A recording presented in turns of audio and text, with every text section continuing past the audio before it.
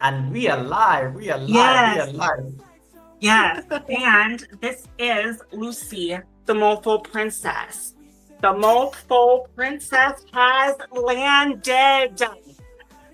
Wait. Listen, let us put you on solo level so that you do that again. What the Mofo Princess is. Yes, I am Lucy, the unicorn Mofo Princess, and the Mofo Princess here has landed right in Goga stream. Indeed, finally, she has landed. This has been a long time. Yes, it's been how This many has, years? I don't know. It's been Like like we've six been, years? yeah, pretty much 6 years because that's how long I've been on YouTube. So clearly, and I've known you like longer. Uh, Yes. You're my um, yeah, we're like OGs of each other. Absolutely. Welcome everyone. My name is Goga. I'm the host of the Sunday service, and today I'm joined by my co-host. You can see her there on the screen, literally, Princess Lucy. That is the curator behind Lucy Warren's World. Nowadays it's, of course, it's tarot, and there's so many things that go on that particular channel. I know it has transitioned from gaming to other things, and I see a number of people coming through on the chat fast and furious, giving Lucy some love. Thank you so much, everyone. And guys, yes, if you have a question, don't worry, just hold on to it. We are going to make sure that at least we'll give you a chance to ask the question. But please bear with us as we are settling in. We are settling in. I see Shiksha. Shiksha says, "Good morning, my beautiful sister Lucy." I think so. I like this. I like this. Yeah, I like this. I like this Nightbot thread on Lucy's chat. Let me just highlight it there. Disrespect to Lucy or anyone in the chat will not be tolerated. This is 100% safe space for everyone. You will be timed out or hidden. I totally agree with this one. I will also do the same in case anybody is being some type of way. You will be neutralized on site. You'll be neutralized on site. Let me put it that way. You'll be banned in a snap of a finger. Yeah, you'll be neutralized on site. And you're going to start shortly. I'm going to just spend the first 10 minutes allowing you guys to settle in into the Sunday service. Get used to Lucy on the Oh, hi, screen. Red. That's my bestie, Red December. Thank you. Yeah. And please say hi to, yeah, please say hi to yeah, Red. I love that name. Red December. Red December. Red December. Like I wasn't getting the play on it until I read it Well, like we actually met in person many times. She's in the same area as I am. Oh wow, nice. How does it feel like knowing somebody, somebody like you met in person, like on the like beyond the streets? How does it feel like? It must be feeling very nice, like I know this person like Yeah, in it's really person. nice to meet other, actual people from YouTube. I know, I It love that. doesn't I happen. love As huge as YouTube is, it does not happen often. I love this. The world of Ruggers, welcome. Thank you so much for coming in. Let me say that I can run through your names very fast. You guys are busy on the chat. Agnes Lifestyle, welcome. Deepak, thanks so much for coming in. I think I say Willis Desert Hangout, welcome, Willis. Suzanne Gonzalez, welcome. Thank you so much for coming in. And make sure you've given us a thumbs up. Yes, and I like what Willie just said. Please remember to give us that like button, friends. Please remember to give us. And then Nate is coming through with it's like mash that like button. And then I like what Nate is saying. Lucy, the best mofo on YouTube. Let's go. And then Lucy will also Lucy, wait. In YouTube has landed. Absolutely. When you move your phone, for some reason, the sound disappears. But anyway, at least we got the last part. I see Maria. Maria says Boatade. That is definitely. Let me see if I can remember my Portuguese very well. But Boatade. Thanks so much for coming in. Ned says positive energy. Let's go. Absolutely. And thanks so much everyone who is joining in. I see World Tours. I see Yason. Thanks so much for coming in. Warm greetings and blessings, everyone. I see Suzma. Lucy, did you turn on your ads? I'm just trying to check whether you're making money on this live stream. Wait, you lost your audio. It was unbalanced. Oh, perfect. Balance is good. I don't know. Let me see whether they start something about the audio. It keeps like cutting off. We'll see whether we can fix it. Let me see. Okay, Lucy, tell the people something. I want to just confirm that your audio is working. Hello, everybody. I'm the unicorn mofo princess. Okay, good, perfect. I had hello everybody. I'm the more for unicorn princess. Definitely, I had that. Yeah, so it's okay. We love to see how to play around with it so that it does not like guys,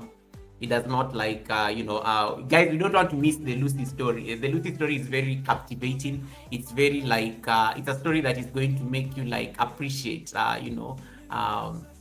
going to appreciate get to appreciate like her story, where she's come from, the challenges she's been through, and also like what is she looking for as we get into the future. That's like very important for you guys to like be able to appreciate, and we're going to do that in the next few minutes. About 5 minutes we'll be able to start the chat and the conversation.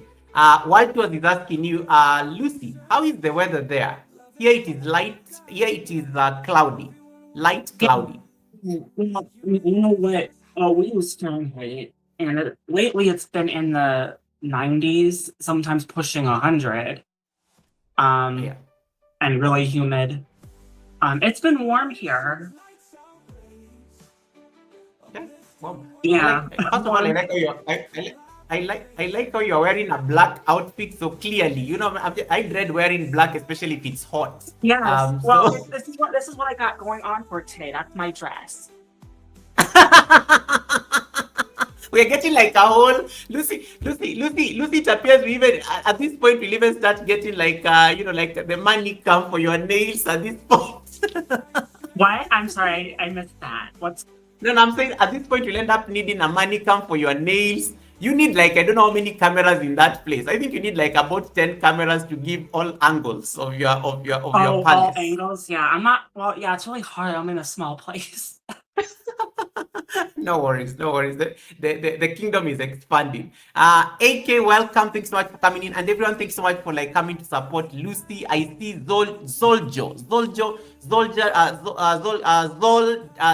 Jordan TV. Sorry, I needed to get that like right. I see Jyoti. Red December says, Lucy, you look gorgeous as always. That is from Red December, and I really appreciate that. Thanks so much for the compliment. Yeah, that's my makeup for today too much. This is my look for today. Yeah, so I like that. And then I see Bhakti is dropping hearts and what. Thanks so much everyone for the love. Thanks so much for the love. Without further ado, hey Sheikh's Farm, welcome. Thanks so much for coming in. I am good, Zojo. Thanks so much for asking, Jordan. I really appreciate that. I am good. My name is Goga. I'm the host of the Sunday service, and I'm so to be co-hosting the show with, of course, none other than Princess Lucy herself.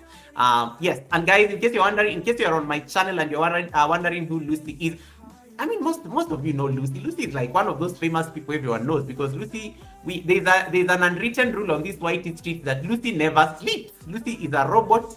The investigations are still being done to confirm whether Lucy is a real human being, because she's always everywhere. Like, she's everywhere. This girl is always everywhere supporting people. That people always think that this is definitely AI at this point. Yeah, but Lucy, that is Lucy's channel. I have put a link on top of my chat, so in case you need to in case you're not yet connected to Lucy, you can click on that link. It will throw you over to her live stream. Lucy today is going to be focusing on her story, so she may not be able to interact with the chats directly so that she can concentrate, because I know the chats can be very overwhelming. And the world of Ragas is coming through with a blessing for you, Lucy. Lucy, that is like one of my amazing channel members saying, here's for more nail polish, so that Goga does not miss topics to talk about, and then he's sending his love all the way from Germany. Thanks so much for that. And then Keisha say, Lucy, let me allow you to acknowledge your super chat so that they don't feel ignored.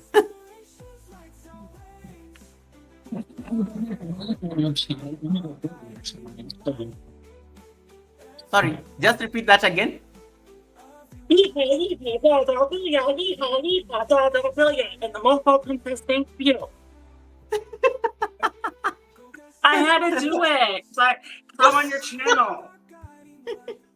I know you'll do it again. I never saw that coming. I remember the last time you did it was during your birthday. Well, yeah, I wasn't expecting you to do that either, but I felt compelled to do it since I really didn't get since we're not starting yet. Really, we're just getting welcoming people in.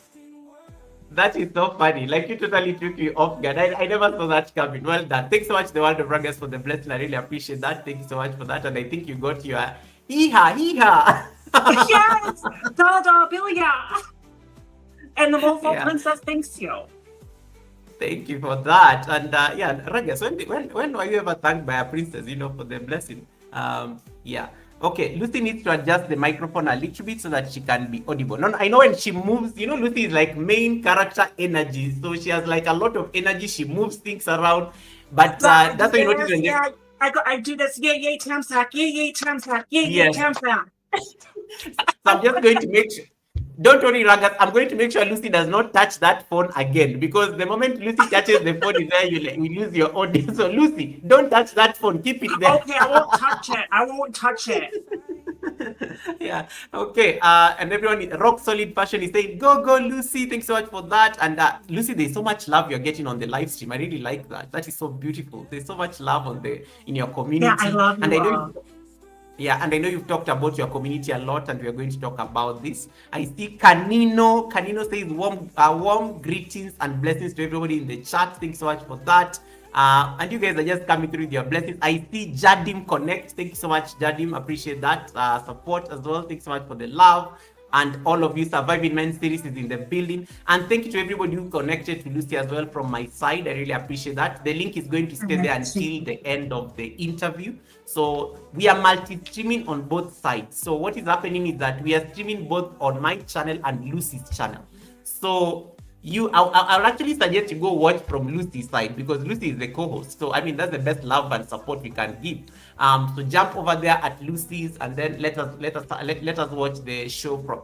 It's the same thing, guys. And the best you can do is just support Lucy, the co-host and and the princess of the live stream for today. So make sure you can do that. And in case you have any question, put it on the chat. I will put a star on it, and then we'll come back to the chat shortly. I see Ria Cooking. Thanks so much for coming in. Bhakti, appreciate you as well. Town and Country, thanks so much for popping in. Say Town and Country says, Lucy, nice to see you, and then dropping some hearts there.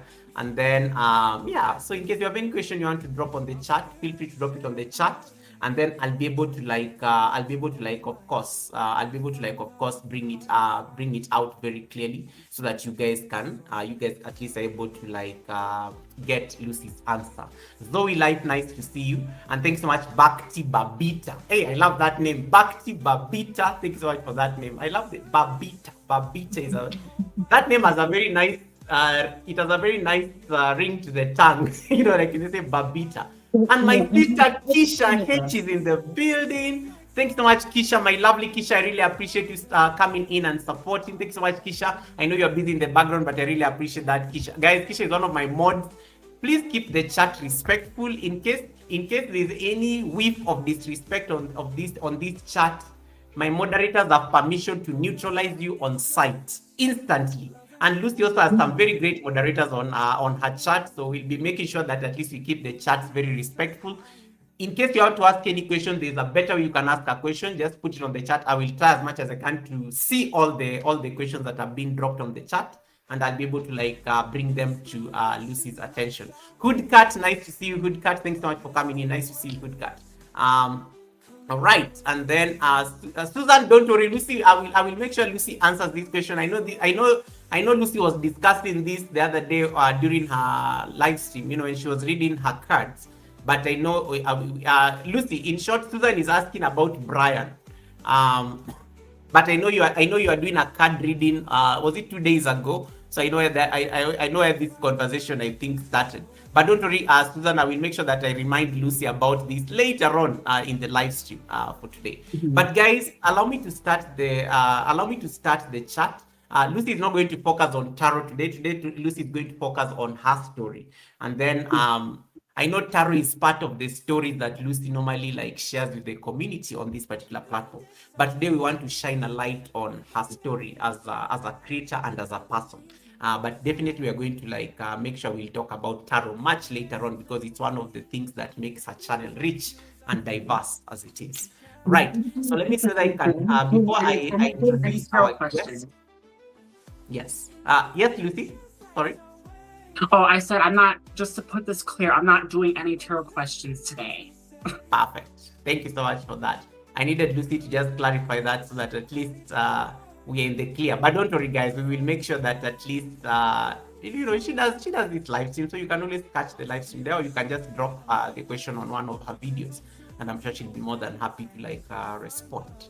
All right. So before we start, I want to like read a quick biography to introduce our guest.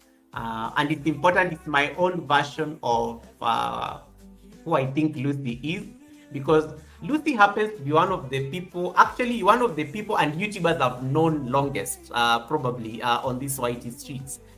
Because, and this is like, when I say long, it means like 5 years plus. That's how long I've known Lucy on YouTube. So we kind of have a legacy. We are, I like how Lucy always puts it. We are the original OGs when it comes to you guys. Before YouTube used to do vertical live streams, Lucy and I were here. Let me just put it that way. Before YouTube started this vertical live stream business, we existed. We were here on the streets, and we were ruling the streets like our lives depended on it. And yeah, and we got monetized despite the hardship. We never used to have loop videos and things like that. Life was hard, man. Life was hard on YouTube back in the day, and we and that's why I really have so much respect for this woman on the screen, because I know the struggle. It has not been easy. It has not been easy. And Lucy is also one of the people I also got to witness, especially when she had to make that powerful transition, very publicly, because I saw the rejection. I saw how, I saw the treatment from people because of this, because of that transformation and the change. And we need to talk about that, because for the longest time I've always been like, Lucy needs to come to the Sunday service and talk about it. And one thing I like with Lucy, like, Lucy asked me once, Goga, when am I coming to the Sunday service? It's I'm not even asking for permission. I know it's supposed to happen. It's just a matter of when. So Goga, just let me know when you think I should be coming to the Sunday service. It was the most hilarious statement out there. And eventually, Lucy is going to be our guest, the first guest in the month of August. Just to make sure that at least she sets the stage for the Sunday service and any other shows and any other inspiration things we'll be having throughout the month of August. So without further ado, allow me to read a quick introduction, and then we can kickstart the chat. Okay, I'll put my music briefly for effects. Lucy, I know you are not expecting this, so that's I'm like, I'm waiting to see your reaction. Well, is my audio loud enough? No, Okay. Goga, Let's see. is my audio loud enough? Perfect. It's perfect. It's perfect. Okay. It's perfect. Yeah, and you can hear me good, right?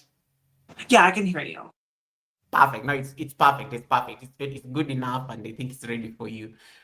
Okay. Red December says, I'm looking forward to hearing Lucy's story. Okay, guys. Without further ado, I'm going to start. So allow me to read this quick biography to introduce Lucy, and then we can start. Let me bring Lucy over to my left, so that people tend to focus on this side more. So let me bring Lucy on this other side, and then we are going to zoom into Lucy once we start the story. There are some people you meet on the internet who become more than just familiar faces on a screen. Over time, they become part of your journey. People whose stories you watch unfold, whose growth you witness, and whose presence becomes part of the community you call home. Today, I have the honor of introducing one of those people. Her name is Lucy. So Lucy is a transgender woman, a content creator, a tarot reader, a gamer, and above all, someone who has chosen the courage of authenticity. Born in America with Irish blood and spirit, Lucy has spent much of her life journey towards becoming the woman she always knew herself to be. She tells her story with remarkable honesty. From as early as the age of 5, Lucy knew deep inside that she was different. But knowing who you are and finding the courage to live openly as that person are not always the same thing. At the age of 30, Lucy came out and began a new chapter of her life. It was a journey that came with challenges. There were moments of rejection, including family, friends, people who were close to her. There were difficult conversations she had to have. There were people she loved who did not always understand or accept the person she was becoming. But somewhere along that journey, Lucy made a powerful choice. She chose herself. And today she joins us to speak openly about what it means to live authentically, to navigate the world as a trans woman, and to find your way back to yourself after years of trying to understand who you truly are. Her story is not simply about transition, it's about courage, it's about resilience, it's about discovering that sometimes the most important journey we will ever take is the journey towards becoming who you are always meant to be. And Lucy has taken that journey in public, just as I said, with a community watching, learning, questioning, supporting, and sometimes challenging her along the way. But rather than allow the difficult moments to silence her, Lucy has used her platform to create something beautiful, a space where people can come together, connect, laugh, talk about tarot, gaming, life, and everything in between. A space where, in her own words, everyone can feel safe and welcome. And for me, as I said, Lucy's story is also personal in another way. Lucy is one of the longest standing YouTubers I've known on this platform. I knew her and watched her work in this space long before I even became part of the YouTube partner program myself.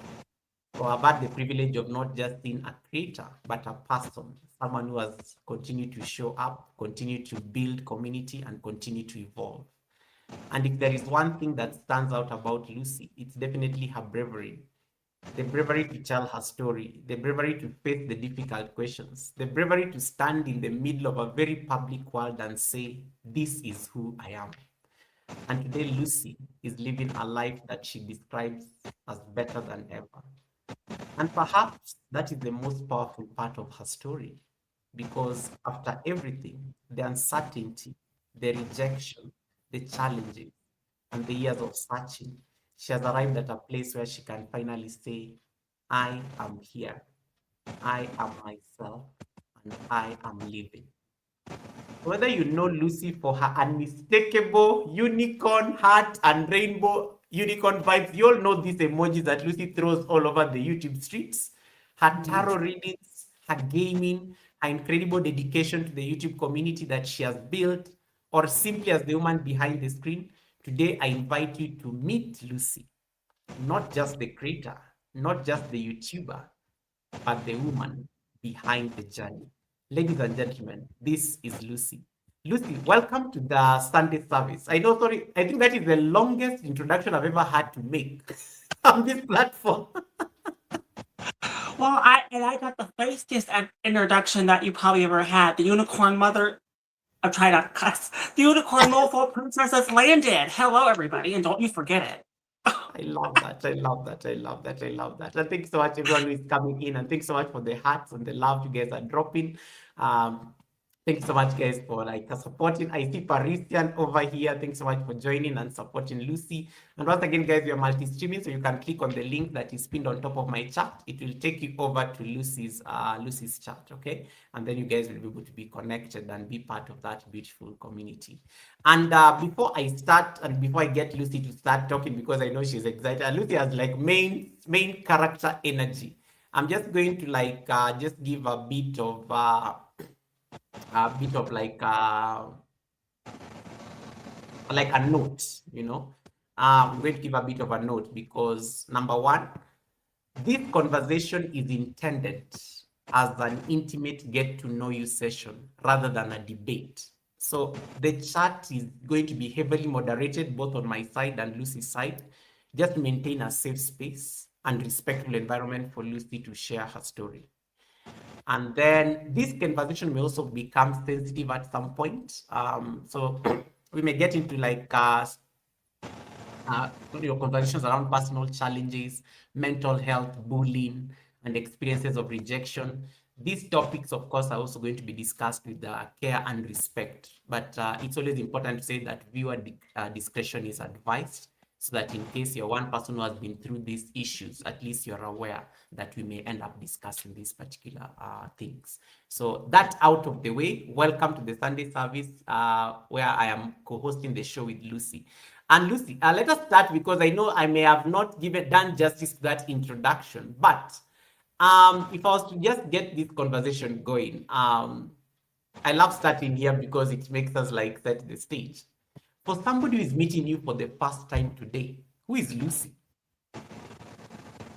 Yeah. So, okay. Well, like you said, I'm Lucy. I'm a transgender woman, 34 years old.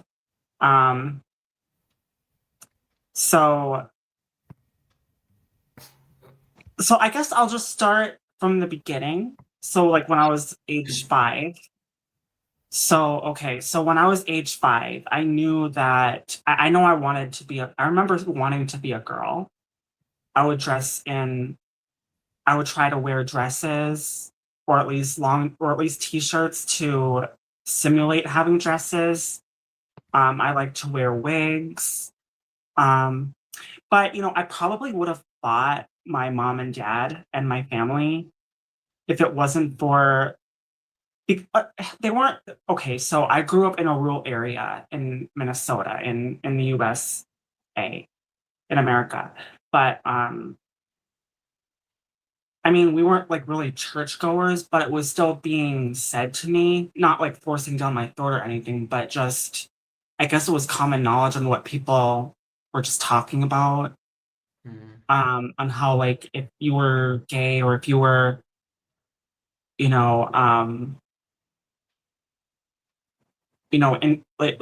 I got in my head that if I was like going to be this way, I would go to hell.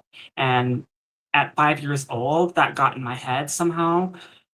If it wasn't for that, I probably would have, I mean, I know I would have fought my mom and dad and my family, maybe even to the grave.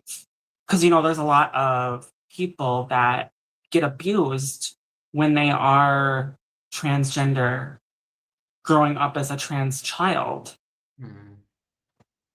And not just abuse, but mental abuse. Like, someone I could have, who knows, maybe I could have unalived myself if that wouldn't have happened, if I didn't have that fear in my head. I mean, you never know, that might have kept me alive. I'll never know. We'll never know. But if it wasn't for that, I would have fought tooth and nail that this is who I am. And this is how it should be for me. So that was age 5. And then I remember when I was age 18, I came out as, somehow I got over the fear and learned things that, I came out as a gay man. But then when I was 30, that was, okay, so that was like 5, 6 to 18. That's like 12 years, right? 12, 13 years. And then 12, 13 years later, at 30, I became trans. It's almost like it took me just as long as to get programmed that way to unprogram me that way. Wow. So that's the damage I had to, and I'm always going to have that with me.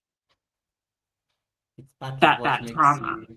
Yeah, Lucy. 5 years old, like that's 5 years old. You're so young. I can imagine just like you're growing up in rural United States. And I like how you brought in the aspect of religion, where religion will say that you're going to go to that's hell. what it is, religion. Yeah, you're going to go to hell if you because this is not what the Bible, this is not what God desires of you. So you decided to like shelf any expression that would have been authentically you. But growing up in your family, growing up, did you have any siblings? Just to paint for us that picture, and how was that? Yeah. So I have 2 brothers. I have a brother, well, I have a brother named Matt. So Matt and his fiance, transgender people are not allowed at his place, so I don't go there, and I don't talk to my brother or the fiance. And we live with my brother. He's disabled. His name is Josh. Um, I mean, yeah, he accepts me, but I don't. He doesn't understand like the being a trans at a child part. I mean, he's very open-minded, but when I try to discuss the argument of being a transgender child, he doesn't want to, agree with it. Or how should I put this? He thinks that it should be when children are 18 to decide that. But you know what they say, like, let children be children. Yeah, let children be children. Like, don't force. Okay, so they say don't force the transgender ideology, or they say ideology or transgender agenda on children, but don't force your agenda on don't force your agenda on trans children. That's the argument that I say. Don't force your agenda on kids that legitimately feel a different way and are like that. Okay. That And that's guys, yeah, sorry, I was trying to make sure you finish your thoughts. Kevinish, thank you so much for that. And we got some blessing from, is it like Angel? Angel, thanks so much for giving Lucy some jewels. I really appreciate that. Oh, thank you so Yeah, much. yeah, Yeah, thanks sorry, I'm so much. not paying attention. No worries, don't worry. That's my work here today. I'll make sure I pay attention on your behalf. And yes, guys, keep the chat respectful. And in case you have anything you want to ask Lucy, feel free to drop it on the chat. I will try to the best of my ability to make sure that I put a star on it, and then we will come back to it. But for today, we just want to focus on the Lucy story. Lucy, growing up, and you have to go to school, and you are different. You see yourself as a totally different gender. But you're growing up as a boy there. Of course, your dad, your mom, your brothers, the society as it is. It's your relatives. It's you going to the grocery store, and you're not comfortable in that. In your own skin. What I was was I growing was up? forced to live. I Yeah. mean, I was forced to live as a, I don't even like saying it, but as a boy. Um, and I was forced to have my head short, my hair short. Yeah. Um, and when I did, my a lot of my family, at least, well, some actually, my family on my dad's side and my mom's side, not everybody, but a lot of them, they will, they disregard me completely, and they will. I mean, if people don't know what dead naming is, that is the name you were given at birth before you transitioned. So they would dead name me, and I've been dead named on YouTube by people that I thought would never do that. Like, they were okay with it, then they weren't. I mean, there was one person that was like that, and then another one that just completely disrespected me, that dead named me. Um, um, so that's what's going on with my family. And even if they did come around, and I would never want to talk to them again. Same with my brother and his fiance. I don't want anything to do with them. I left that in the past, and I'm moving on. And I already moved on. But for the sake of talking about my journey, I have to talk about it. Absolutely. So, Oof. yeah. And now I'm 34. I've been like this for 4 years. I think I've been, let's see, hormones. I'm on HRT. Yeah, I'm on HRT. I've been on there for, I want to say, 2 or 3 years, something like that. 2 or 3 years I've been on it. I did have to have it upped though, because I wasn't getting enough estrogen. My testosterone levels were really low, very, very low, like almost non-existent. So that was good. I think I started with low testosterone to begin with. But the estrogen, like I just recently got my meds, more regulated to suit me. So that should make me look, because when you're on HRT, it changes things. It changes everything. It changes, how you look, your face. I mean, your bone structure, it's already there. It can't change, but there is some room of changement. So I'm just saying I'll look even more beautiful in time on the higher dosage of estrogen. And I'll come to this because I know now I know you threw in a vocabulary in there, and I know some people are just like, okay, what is HRT again in full? Kisha is asking, can you explain the dead naming a bit further? I don't understand. I think Yeah, dead naming. That's the name that was given to you at birth, and the name that you grew up with, or until you transitioned, and then you chose a different name. Mm. Like for me, I don't like saying my old name, but I'll just say it's I'll just say like my name Lucy, right? My name Lucy that I have now was the masculine name of Lucy. If people know what I mean. That's why I chose Lucy, because that's the feminine name that I was given. It's the same name, it's just the feminine part. So that's why I chose that name. But Right. I mean, I suppose anybody could choose a name, but for me, it made sense that way. All right. And I'm going to come back to this because it's very important. Before I get back into the the Lucy, tell me about the unicorn vibes emojis, because Unicorn vibes. this is your Actually, I got signature. Let me a say funny let, story. let me say that I can post it here because this is like one of your biggest signatures as Lucy on YouTube. Where did you come up with this idea? The unicorn, the heart, and the rainbow. These three emojis. Yeah, okay, so I remember, way back in the day, towards the beginning, and this might even be because I think you and I met in 2020, actually. Absolutely. Yeah. But it was like way back, like in 2018, when I started my YouTube journey with my old channel.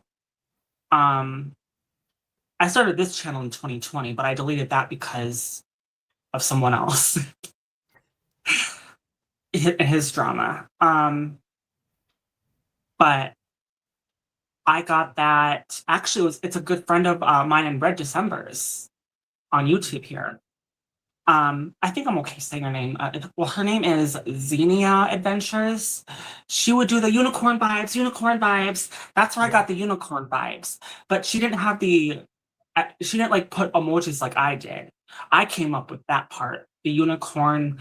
I think I remember starting with the unicorn purple heart and then rainbow at first. Yeah. And then shortly after that, I came up with the sparkly heart because it's magical. A unicorn is magical, and I'm magical because I almost picked up my phone. I almost picked up my phone again because I'm a unicorn mobile princess. That's why. And don't you forget it. I love these emojis because anywhere you go, I think it's like a signature thing. Like you always know Lucy is going to drop some unicorn in there, and even if you're busy there, Lucy is supporting you with the unicorn emojis, the rainbow hearts, and the vibes are on. The vibes are on. I think it's very creative. It's very creative. Oh, I do want to say one thing, something that's interesting, right? Okay, so I'm not going to name her, but my psychiatrist I've been seeing for years. And she said she could tell, because she knows a lot of transgender people, that she knew I was trans before it came out of me. Wow. She could tell I was trans. I mean, I was always feminine. I was always, like that. And there's the good friend Joshua in your chat too. Hi Joshua, nice to see you here. Um, yeah, so yeah, that's Thank you for that. Amazing, amazing, energetic Joshua. Thank you. We saw the hearts as well. The attempt at the vibes as well. yeah. Lucy, let's talk about the period between 5 and 30 because you say that so you grew up in rural USA, and It's 25 so years. yeah, I know that was like yeah, so that was like a very long time. And let's just talk about, for example, um, when you made before you made the decision, to really come out at 30. Um, is there like something that probably like triggered it, or is it something that you always knew you're going to do eventually? Because that is like 25 years of just living in a totally different world that is not you. This is like you're not like expressing the real essence that is Lucy. So what was that thing that that maybe triggered the coming out, especially at 30? And 30 is like a very substantial age. Yeah. Um, well, I think it was always, when I look back, it was always like eaten at the back of my mind. Mm, Even before I came on YouTube, like years. We're talking like decades. mm, And this is something that should have happened a long time ago. Like this is something that's been a long time coming. yeah. Um, I can't really say like when it started eating at the back of my mind, but I'm just glad I was young enough. I am young enough to at least enjoy some of my youth before I turned 40, as who I was always meant to be from the beginning. So, I mean, I'm grateful for that, but I do wish I would have came out a lot sooner. And not only that, Mm, but I wish I would have been on hormone blockers. When I look back at everything, I wish I would have had that luxury, was to be on hormone blockers, um, and to be taking hormones at a young age to suit who I was meant to be from the beginning. okay. If you are to sit with think of the And, 5 year old. that's as a child growing up. I want to clarify that, like Yeah. hormone blockers. That's something when you take like the blockers and then the HRT. That's something that you take Mm, in I think what, adolescence or childhood to adulthood, and then you just continue taking HRT forever. okay. If you are to like speak to the 5 year old Lucy, just trying to picture you're seated with the 5 year old Lucy who was hearing all these things about, this is wrong, you're going to go to hell for this, like there was just a lot of judgment and condemnation. If you are to sit with that version of you, who was 5 years old today, what is that one thing you will tell that little girl? Thing I would tell a little girl. Well, it's interesting because what got over my fear was, the spiritual community on, Mm, like, psychics, tarot, um, other things, like, people that can tap into the spirit world and the afterlife. And that's actually at 18 is when I discovered that I was living unhappy for no reason. But I wasn't completely. I had to, and I was at 18 when that broke. mm. Oh wow. Um, and when you think about it though, and what I've already discussed and described, um, how it was always in the back of my mind, but it's hard to explain. But it does make sense, and why it would take just as long to deprogram myself. And this is what I'm saying.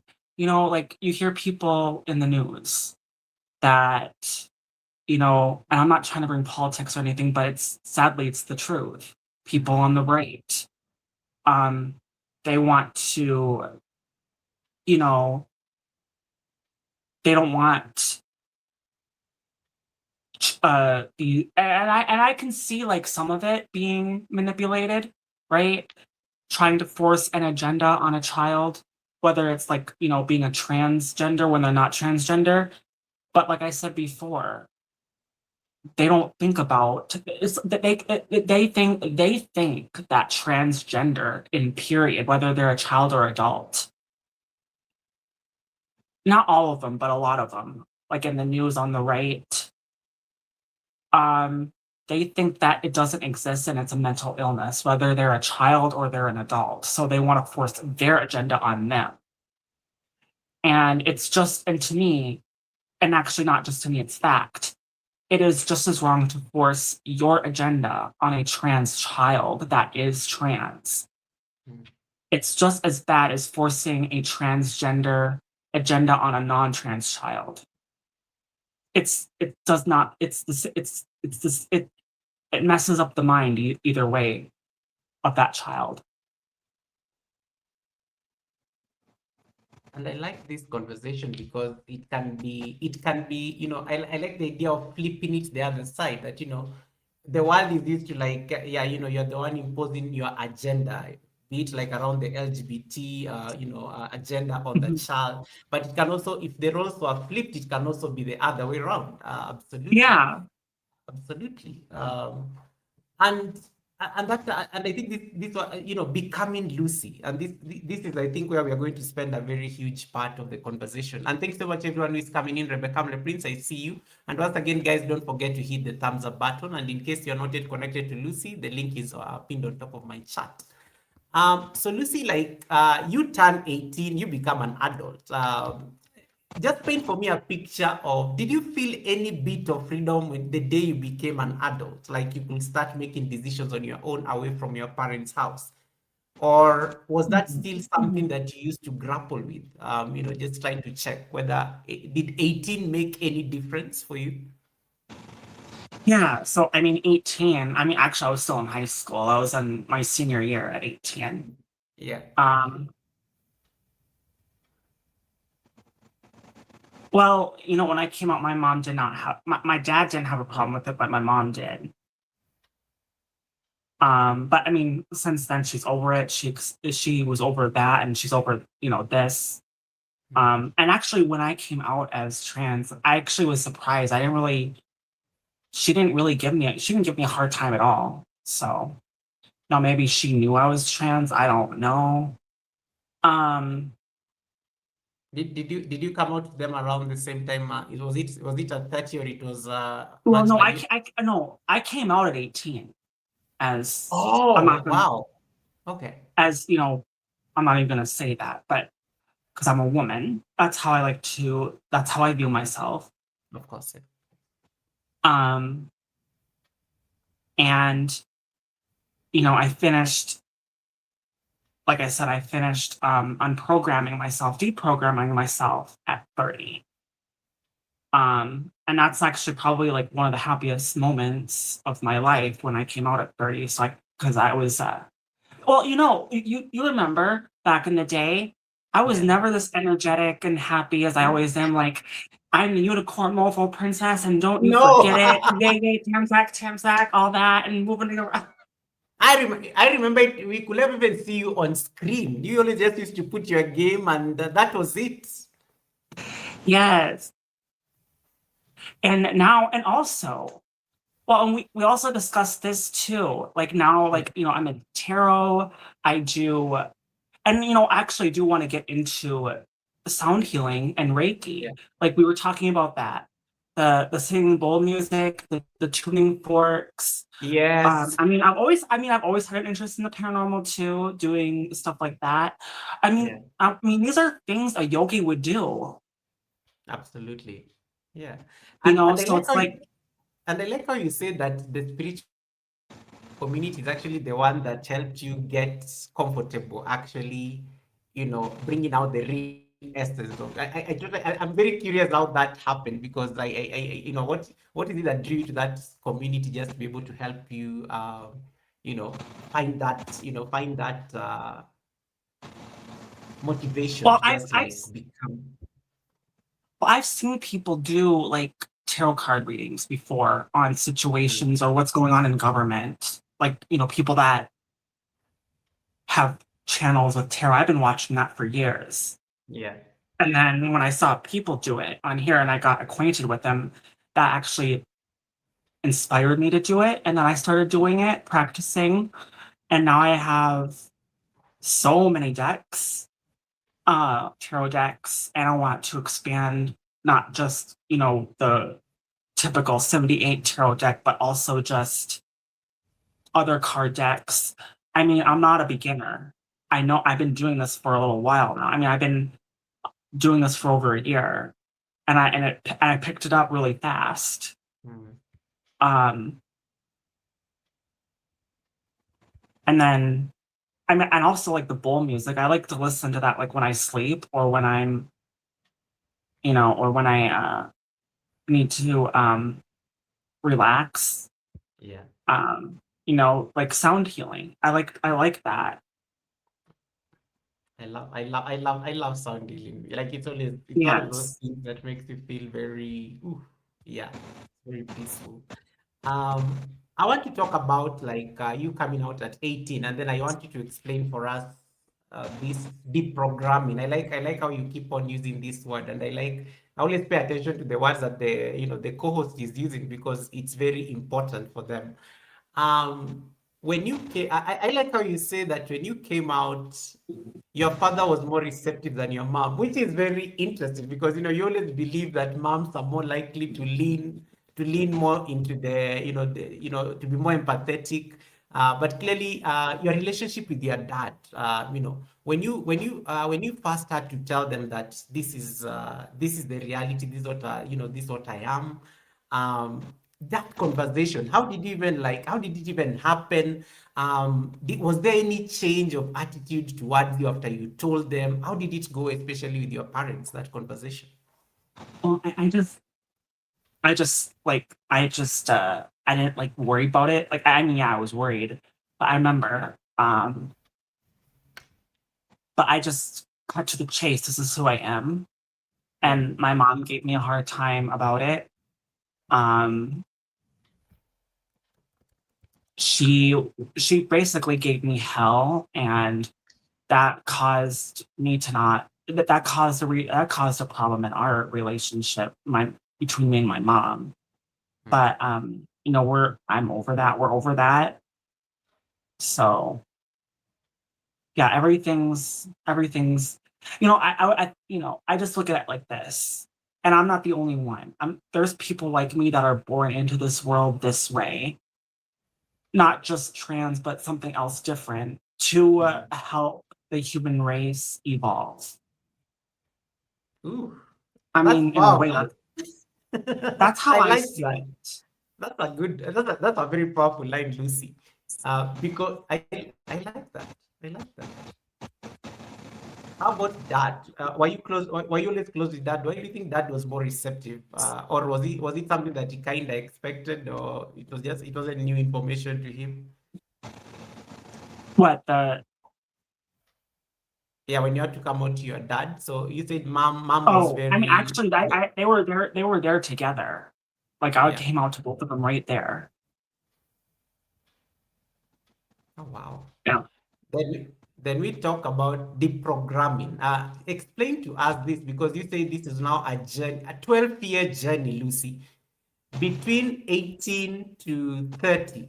Uh, that's like a 12-year span of time. Deprogramming, what are some of the things you really had to do? Because of course I've already told the people brought me to this world, this is the reality. And of course there's a way Mm. they processed it. Your sibling, your brother did not handle it very well. But now Well, what is the my process? my No, Yes. well, I think what I don't know, my brother Matt, I mean, he has, issues, but my other brother Josh, I mean, he didn't have a problem with it, even though like when I look back at my life, he Mm. would he would get really personal and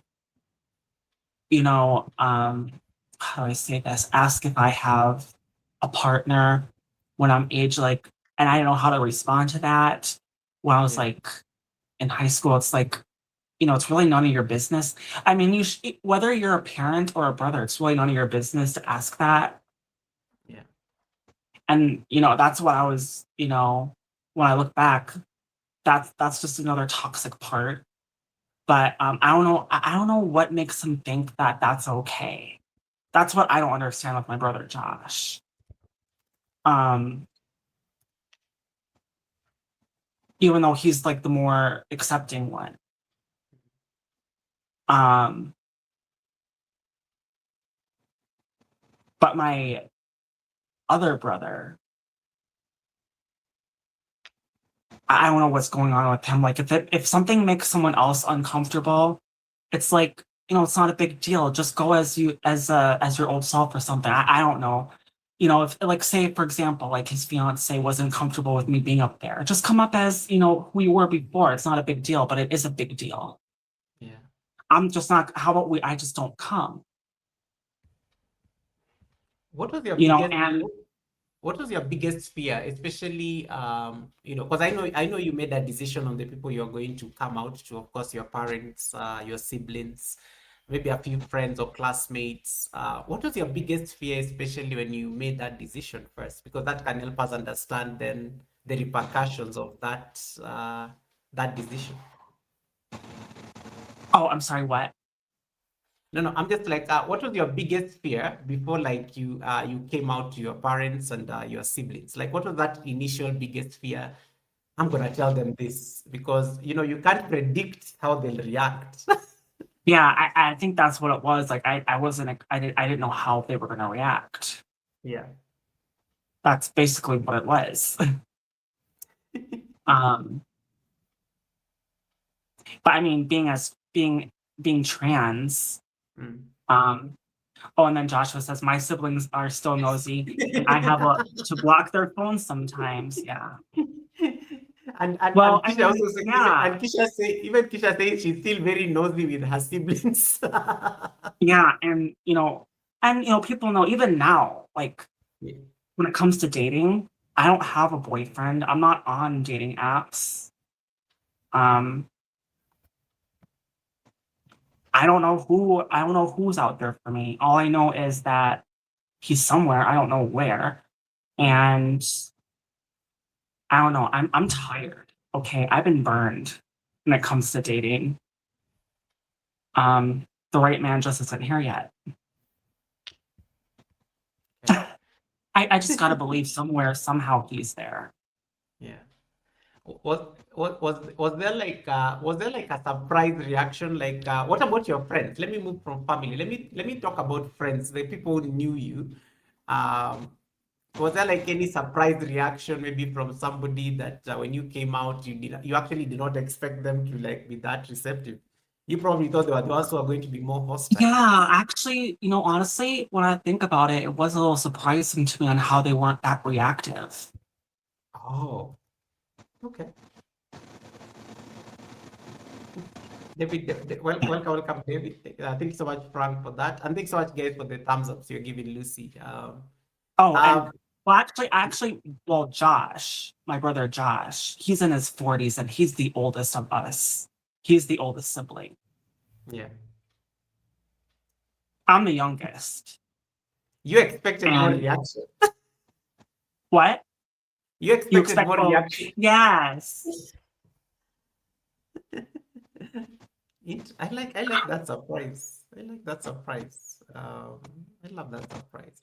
Did you have to, let's say, the classmates, for example, or that one came much later, like, your classmates, the kids that, used to know you and stuff. How was that? Mhm. Oh, Yeah, they didn't give me trouble. Not really, no. Um, since then though, since high school, I don't talk to them like I don't know them.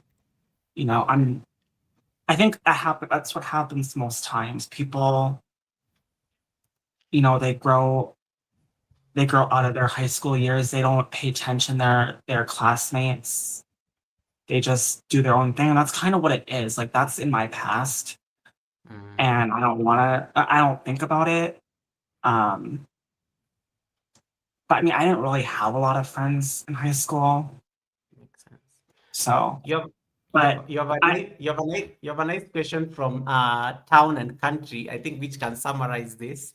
What has changed since you are at school compared to today's world, especially the acceptance from what other has people? I changed think, since so much? yeah, I love this What has question. I changed? think, Okay, yeah. Well, yeah. I would like to think, um, well, statistics show that later, the younger generations and future generations will become more and more accepting. I would think that even in school, I mean, there might be still bullying, but I would think that there's more accepting even there. Mm. I mean, I don't know. I'm not a kid anymore. I'm not a child anymore, so I can't tell you like what it's like right now. But if it's like a child trying to be who they are, I would want to fight for that child's rights, Mm. I like whether that. they are trans or they're not trans. Fair enough. Um, and then we see, let me see, hey, Coca T says, beautiful Lucy. Thanks so much for that. And thanks so much, yes, thanks so much, ladies, for those nice compliments. I can see there. I think Dr. Alice was like saying, oh my God, she looks stunning. And I think she just wants secrets about your hair. She wants, Yes. Well, this is what I got going on for today. I don't want to. You're telling me not to pick up my phone, so I can't show people my dress. yeah. But this is what I got going on for today. Hi. Stay put. We know what happens when you pick up your phone. It becomes a mayhem right there. Okay, David, don't worry. I'll ask Lucy your question. David, I know Lucy has been on enough of my shows to know the okra question. Lucy, this is going to be like a commercial break question, but I'm going to ask you, what is your opinion on okra? I know it is so unrelated to the conversation and the topic. Opinion Okra, on what? I missed that. okra, the vegetable. Okra. Yes. I don't know. I don't know. Honestly, I don't know who that is.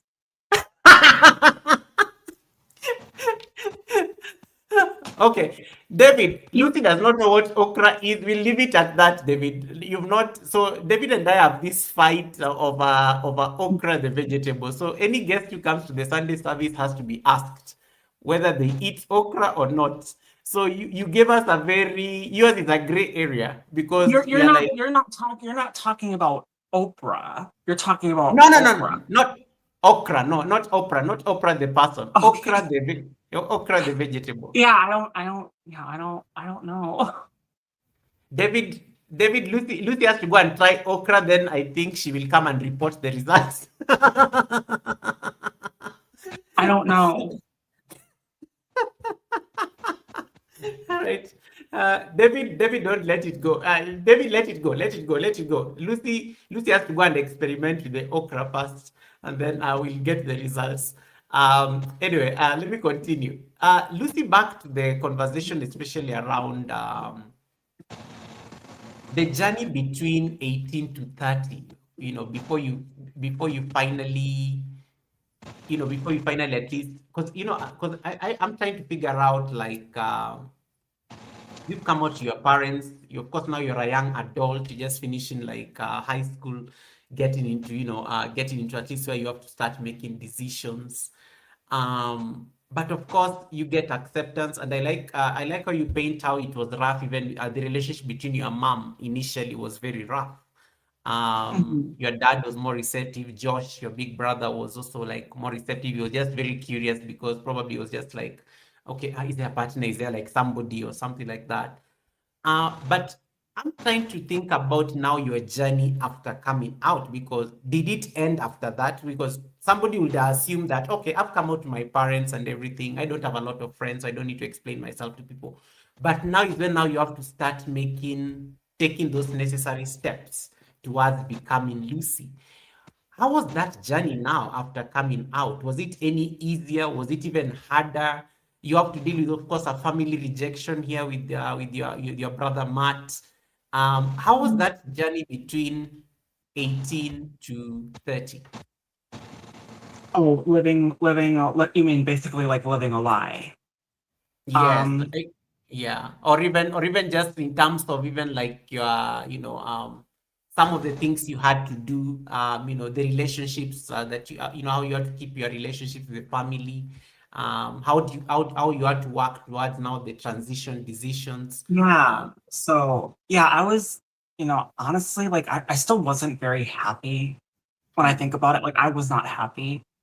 But when I came out at 30, and the sacrifice I made to like, not talk to my other distant relatives again was absolutely 100% worth it yeah. because excuse me, I am so much happier. And like that, like my happiness outweighs a millionfold of never talking to my other family again, my distant family relatives. Oh, wow. Oof. So this is definitely 100% worth it just to be me here and never talk to them again. Oof. And these are people who used to like see you early, back in the day, like when you used to like have these family gatherings and things like that. How did it make you feel? Because that must be a very powerful decision. Because it's like I have Yeah. to, Well, actually, here I do have a story. yeah, Okay, so when I did first come out and I was, coming in dressed, like Lucy, like how I'm supposed to be. yeah. Um, yeah, I remember someone told my aunt that, oh, he's just doing this for attention. But how do you know? You're not in my shoes. You didn't live on the same roof, under the same roof as me. You know, that's just people being very close minded. Um, yeah, they're just one of those people that think transgender doesn't exist. Okay. In terms and in terms of just like, because so that is so I like, because this now becomes the hard part, like, when let's say, for example, like, let me give an example with your mom, for example, who did not handle, the news very well, when you initially like, told her. um Rejection, especially from somebody who has literally like raised you, cannot in any case be very easy. How did she come around? Did you like have to have a conversation with her, like, or time eventually just like, made it happen? For example, I was to use your Mm, mom as an mm. example. Oh, when I came, when I, c- when she saw I was trans, my mom. Oh, well, yeah, it actually went pretty. She didn't give me a hard time at Hmm. all. But at 18, she did. But she was then over that. I don't know when she got over that. Um, I mean, I never talked about it with her like until like age 30 when I am me. Yeah. So Okay. Makes sense.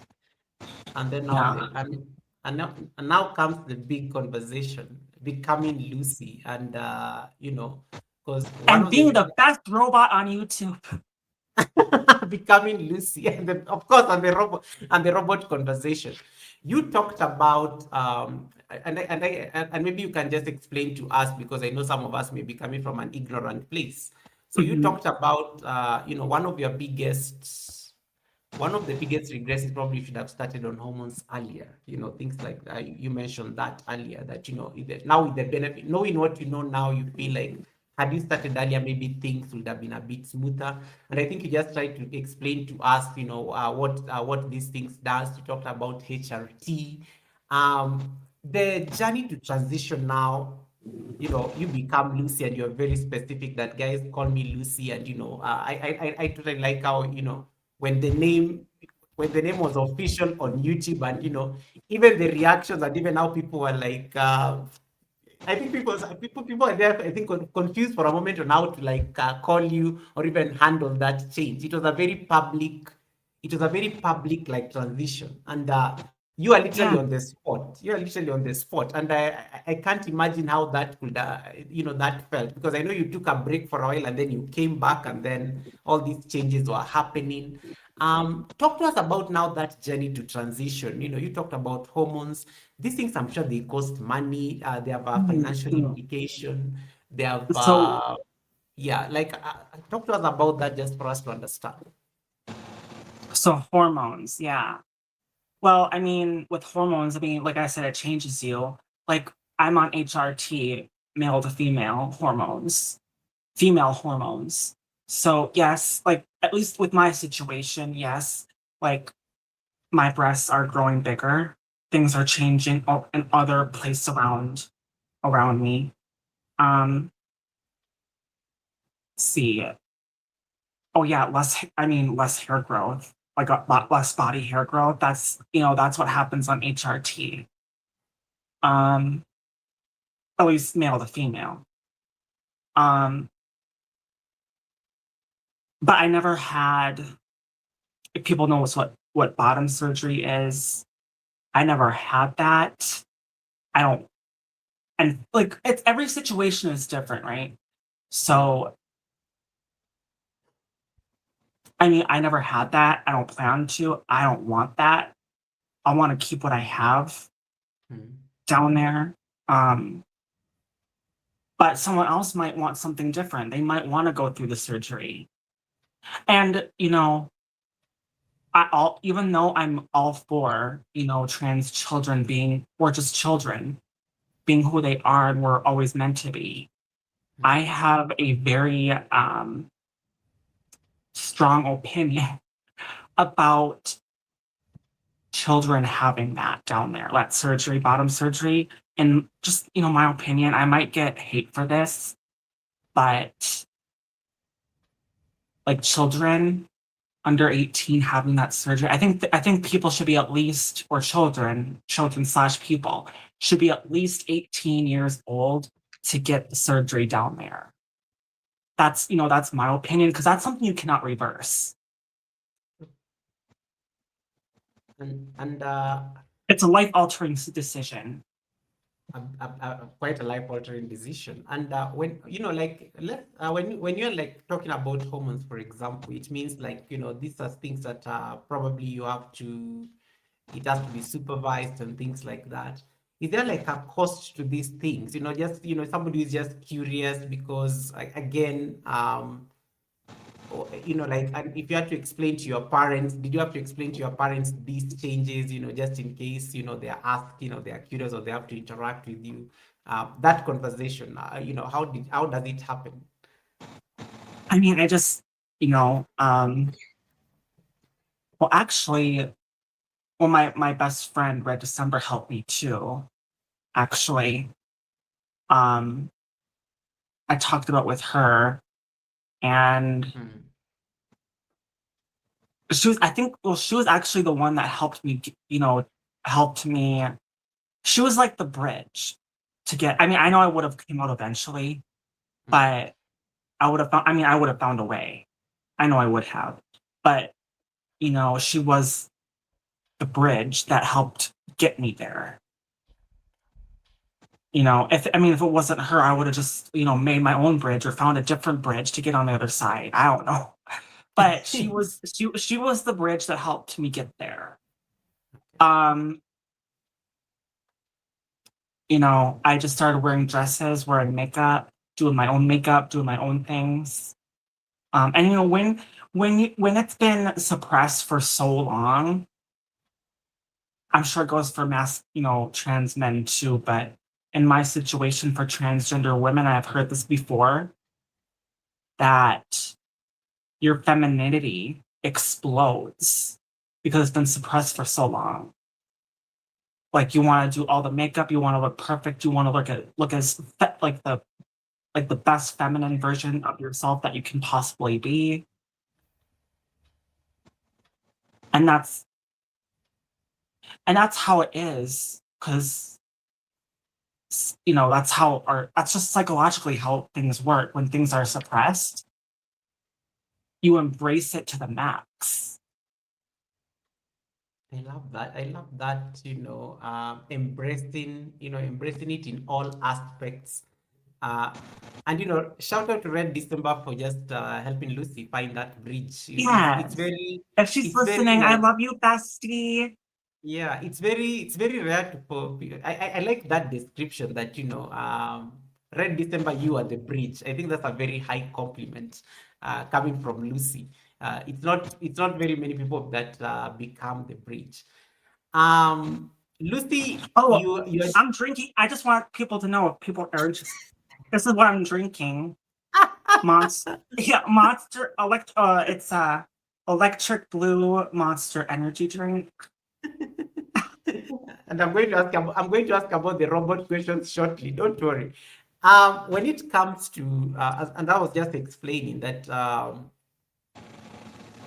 your journey, like your journey did not just happen, as I said, it did not just happen privately. You had to navigate something deeply personal, but also you are a public creator. People knew you. I knew you back then. Yeah. Before the big changes started coming in. What was that like? Like, just imagine just going through like personal transformation, and there's an audience watching. Like, I don't know how you, Lucy, I don't know how you navigated that, because let me tell you, I think I feel like you're not just brave, but I think you are like well, you are the OG for sure. How did you navigate that in a very public way? Because everybody was seeing the transformation is happening, and of course some are talking about it, some of course are not talking about it. Some of course decided to like probably stop engaging you and things like that. You talked about the disrespect, with the dead naming.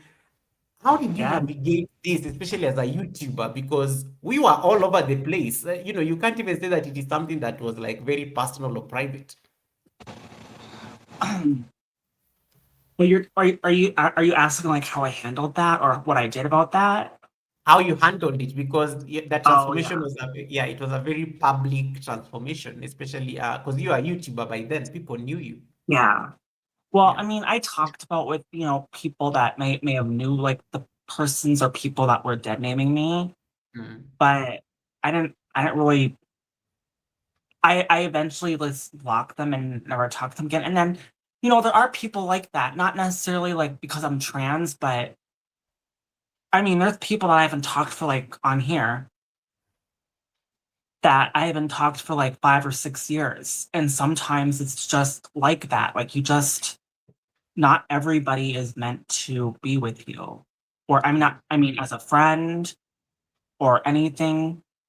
Um, sometimes it's just like that. I've had that happen before where I never do talk to people again. But Mm. the people that do keep coming back around after you block them or after you have a disagreement with them and they keep coming back around over and over again, those people are meant to be in your life. That's how I see that. Did you ever feel Um, any? Did you ever feel any pressure, like, to explain yourself? oh, you mean the people that were dead naming me? No, no. This is now generally like because you're making your transition, and all these changes are happening. You as a YouTuber now. Did you ever feel any pressure to explain yourself especially on this platform? Oh, explain the disrespect on this platform before? Yeah, Um, I probably have. I can't remember. It's been so long. yeah. I probably did. Okay. Um, and that just staying there, like, because I know YouTube has also been a place of self-expression for you, because I know, and I remember, and I'm going to use this YouTube because YouTube is the best example, because I knew you from YouTube and we met on YouTube back in the day. And in terms of just like when you decided to change your name on YouTube, for example, for me, I found that that was like that is like what I would call it was like a revolution in itself. Just changing your name into YouTube, and then people now have to like figure out like this is actually my new name, and I'm sticking. I am Lucy. I am Lucy, and you guys, this is this is what I'm going to identify as. And when you made that decision to change your name, because for me, I found that as a very radical act of ownership, to be honest. Um, was there a point where you're just like, maybe I should not do this? Maybe I should not, maybe the world is not ready for this. I was set on doing it. Oh, okay.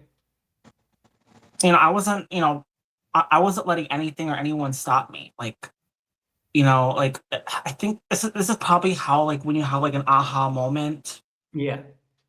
when it comes to knowing that you're transgender, you're not gonna stop. You are not going back to what you were. You're just and that's the stories that I hear other trans people talk about when they're trans and they have that aha moment, yep, I'm trans. They never go back to what they were. Okay, makes sense. Did You've always credited YouTube as a place, as a platform where you really like found up, like the perfect space to express yourself. Um, Yeah. did YouTube like help you still express this? Like, was it the perfect platform for expression, especially when when you had made up your mind and you had said, "This is it. I'm going to do this." Like, Yeah, actually, yeah, it was. okay, I mean, this is really like where all my friends are. I don't have people here like close to me in the outside world. This is where my friends are. okay, makes sense. And let me go back to the therapist, because I know you mentioned that you had to see a therapist at some point, and when your therapist told you that she knew all along, it was just a matter of time. And when they saw you now after you had already made the decision, I don't know, I'm just curious about their reaction, when they saw this new, because there's a new energy, there's like somebody who's like, No, when I broke the news to her, she said, I think she was like kind of like, I knew all along. I think she kind of like did something like this, or was like kind of like trying not to giggle or trying not to. oh I yeah, can't like, remember exactly how it went, but she was like, I knew you were trans. oh wow. And I remember one time, like, yeah, it's about time. She knew. In case there's somebody listening to you, Lucy, and they're like literally at that point where you are before you made that decision, before the big 3-0, and that valley of a dilemma, that valley of confusion, that valley of uncertainty. In case there's somebody who's seated and they're, whatever it is, that wherever they are in the world and they're listening to you right now, knowing what you know now, because it's been now 4 years, because you celebrated your 34th birthday the other day. Yeah. It's been 4 years of living your best life boldly.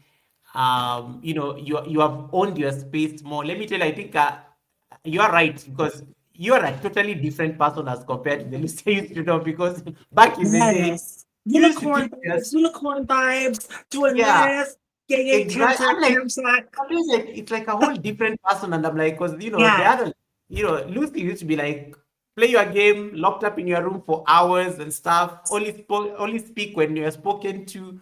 But now it's like a totally different person, and I'm just like, in case somebody is like listening right now and they're on that like dilemma of making a decision, and maybe they want to like come out and be as expressive as you, what is that one thing that you'll tell them? Is it knowing what you know now, because now you have the beauty of what you call experience? Just, live authentically. Live authentically. Be yourself, whether you're trans, non-trans, whether you're I mean, I don't know. I mean, there's people, I know people I think they call it like the Aryan community. Like if you're, whatever community you're in or whatever you are, embrace it and just live it and be happy with it. Don't let people stop you from who you are or what you want to be. I mean, I think that kind of goes hand in hand. What you want to be and who you are. That's to me, that's the same thing. That's who you are. Yeah. And I like what you said there about living authentically. Like that's a very powerful statement. And you're saying you're dropping some huge gems this Sunday, Lucy. One of the ones I've totally like taken away so far is some people exist in this world to make other people evolve. Your existence is going to support the evolution of other people. I really love that statement. That one has really made me, I'm doing that clock it thing. That is it. That is it. And Well, but I think yeah, but you talk about living authentically. Today, when you say, I am Lucy, how does it make you feel? Like, what does it mean to you? Because it is different. It is powerful. Like, even I am Princess Lucy. It's like there's just something very powerful and around the ownership of that name. How does that make you feel? And the fact that you can say it very boldly today. oh, I missed that. I'm sorry. Yeah, sorry. No, I was asking like I was just trying to pick up the point on living authentically, and Yes. one of the things that is very powerful is that now today you can proudly call yourself Lucy. You can proudly say I am Lucy without any apologies. How does that make you feel, especially as Lucy? Because you could not do that like barely like 4 years ago, but now you own it very Yeah. authentic. Yeah. Yeah. Well, I was gonna say like I mean I own it like a unicorn, honey. I own Yeah, it like a unicorn. yeah, That's what I say. I own it like a unicorn. love it. And it took your journey to get there. And I like the advice you're giving in terms of that authentically, that living authentically. Let me ask you something, because this can also speak to somebody who's listening in the background. You have described your life today as better than ever, especially after making that discussion. What makes your life better today? Um, I mean, me being me, Yeah, trans, yeah. HR. I mean, there's a lot of things that are you comparing like today than back then? Yes, yes, because Okay, so yeah. yeah, um, HRT, looking more feminine, looking beautiful, looking like Lucy, um, and the energy that came along with it, the happiness. Mhm. That's what I really love. Like just me. That's what it is. Me, not not a. I mean, I think of that as a lie that was taught by society. Compared to now, I'm living in my truth. I'm living in the truth. Mm. And that's what is making me happy. I love that. Thanks so much, Ayman, for the 37 months of trust. Ayman, I hope you're doing well. Thank you so much, Ayman. Ayman is giving us a shout out here, saying, blessings, Goga, Lucy, and the tribe. Thanks so much, Ayman, for popping in. Appreciate the support. And yeah, thanks so much, guys, for coming in. Anabu, appreciate coming in. Anabu, I know Anabu has just seen you, and Anabu, because she loves makeup, I know she's just like saying, Lucy and I can play a lot with makeup. Yeah, because Anabu, thanks so much for coming in. I know Anabu is just like, Lucy has been playing around. Yeah, she calls herself the Mofo, princess for a reason. That's I'm not gonna. I mean, that's the polite way of cussing is mofo. Of course, of course. I like how it comes out like it takes time before somebody like picks it up, and yeah, I Yeah. totally like that. Lucy, you could never say that back in the day. You No. remember? You could Well, never say you well, could never say that. you know where I get that from, mofo Yeah, princess. Avril Lavigne. She always says. I mean, she cusses it out on a few of her songs. yeah. The mother, mother F princess.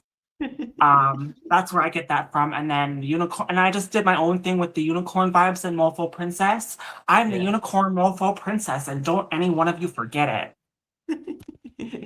And that's going to take me now to the conversation around the internet, because the internet can also be a very like dark place as much as it's incredible. YouTube is, I like what you say, that all your friends are on YouTube, all the people that you like are on YouTube. But Mhm. also this platform can also like become very dark. It's like a place where bullying and Oh yeah. negativity, bullying and negativity, of course, reign supreme. Um, how do you handle like hurtful comments? Because I know these hurtful comments always come in. Well, Yeah. I mean, I have been reactive before. I mean, I probably still am, but I'm trying Yeah. better not to be reactive to it and just block it. Especially like when I'm doing tarot. Like, I can't have that just, botch a reading or disrupt that. Yeah. So especially when it comes to doing tarot, because I've seen other people that do that my work when it comes to tarot, they just ignore it and just block it. And that's what I need to do when I'm doing here. In fact, I mean, since I'm already dolled up and everything, I might just do a pop-up later of doing tarot. I don't know. I might do that later. Um, you Susan, know, Susan, Susan, Susan, Susan, I know you get excited there. I'll be like, yeah, Susan, Lucy may yeah, give us a phone. I mean, if people want a tarot question later, look out for me. Right. I might do a pop-up. So, yeah, and yeah, I forgot my train of thought. That happens No, to me we a were lot. talking about we were talking about how you handle like hurtful Okay, comments. That's what, yeah, yeah.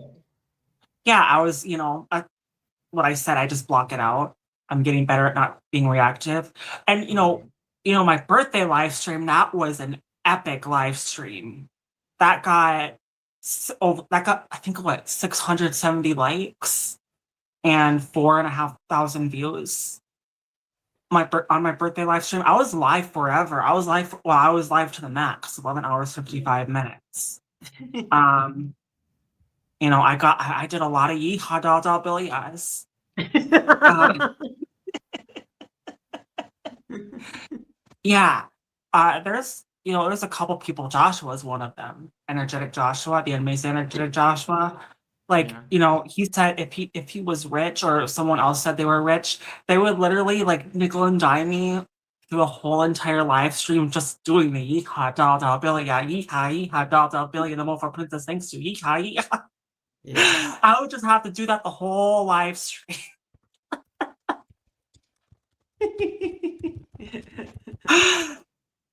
I would do it too. I would.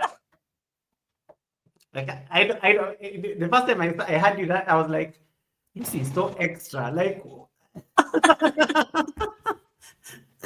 but that is what your community loves, and that has become an essentially a part of what they expect, especially when they bless you. So it's not a bad thing entirely.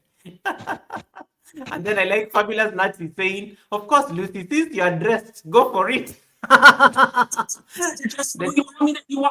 I did it in the beginning. You want me to do it? I can do it. I can show everybody the legendary dance. Yeah, this is what I do when I get a super chat. Eehaw, eehaw, da da pilya, eehaw, eehaw, da da pilya, and the Mofo Princess thanks you too. I love how your hair moves when you're doing it. Like maybe your hair is so long.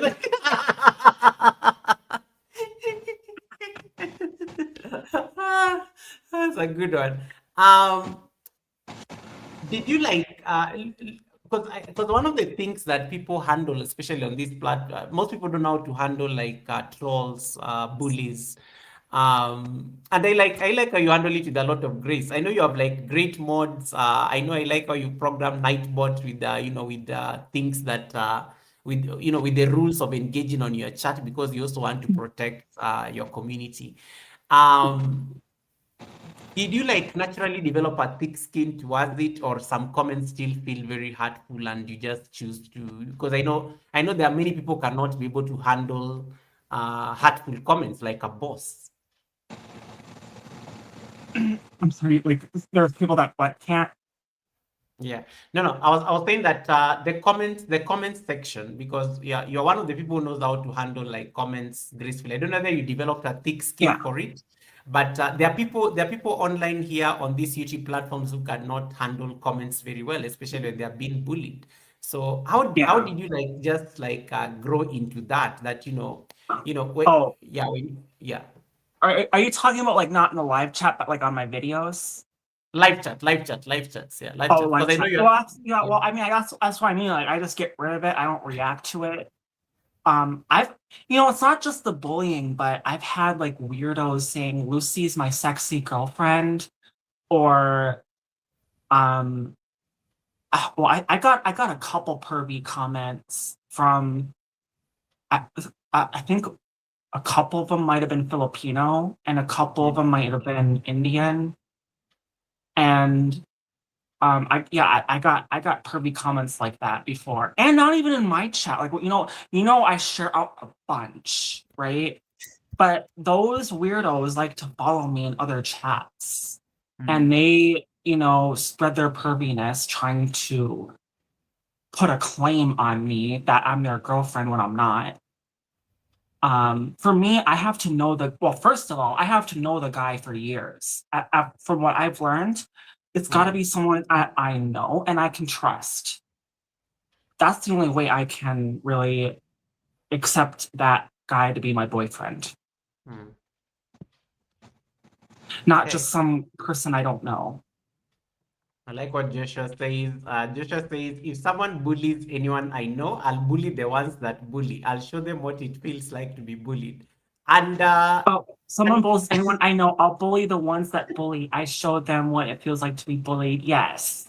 Well, I mean, I don't encourage bullying, but um, I mean, I know Josh was coming from a good place. He has a good heart. yeah. No, I mean, no, Joshua is good people. I know it's just that he can't, you can't mess up with you can't mess with the people, his people, especially on this platform. So I know where he's coming from. And that's also one thing about you, Lucy, because you're also one person I think I've seen you in action, very protective as well, especially on your chat. Like one of the things you are very keen on is also like encouraging an environment that is safe. You don't want your community to feel like unsafe, or you don't want your community to feel attacked and stuff like that. Do you think this is do you think like based on your collective experiences, especially from for the last 34 years, do you think it makes you more that's why you find yourself more of an advocate, because you've always been living in the end where you're like you're suppressed, but now you don't want to see anyone messing with with your people? Do you think it's an Mhm. instinct that comes naturally? Well, yeah, I mean, in my chat, whether I don't want anybody disrespecting people. I mean, there Yeah. might be people that have beef with each other in my chat, but that's between them. It's not like trying to piss them off or trying to disrespect them. Hmm. But I mean, I don't get, because I've had that happen before in my chat. I mean, like when other people, like my mods, fighting with each other because there's beef between them. Yeah. It's one of those, when it's one of those things where you're in a situation between two people. You're like, just Yeah. trying to like not get involved, or like, I don't wanna do this. You two figure out what you gotta figure out. Um, Absolutely. but I don't wanna hide or block either one of them. That's kind of how some situations are. I But agree. you know, um, That I mean, that's the only part where like I don't block anybody or do anything when Okay. there's beef between mods. But I mean, when it's blatant disrespect, yeah, I get rid of them. All right. I think you may need to do the year thing for Master Corps gameplay has given you some two jewels there. That is for your that is from Master Corps gameplay. Right on the Oh, screen. thank you for the 2 jewels. Yeah. Thank you All for the right. star. Okay. Let me see. Let me see whether I missed anything. And thanks so much, everyone. Captain Paper Planes. Oh yeah, Appreciate this. I want to, I want. If you don't, I want to read what Josh said. Yeah. This is this is a situation I was thinking about. Okay. Joshua said on your channel, someone has had beef with me, but they had problems with bringing it to Lucy's channel. You should Yeah. not bring issues to someone else's live stream. Yes, and that's what I And mean. Like, I don't want to get involved. Whatever is between you two is between you two. okay. I totally like it, and it's actually the best way. You always find ways to respect somebody's stream. If you have beef, take it to the person directly because you don't want to. Yes. Yeah, take it to the person directly.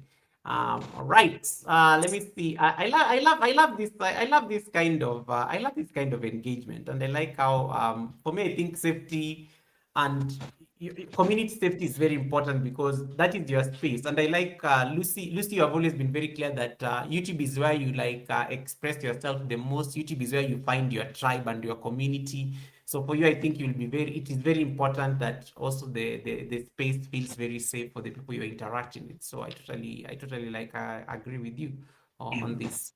I do want Okay, to touch on. I do want to talk about, if you don't mind, talk by about all means. next about like how I work as a robot.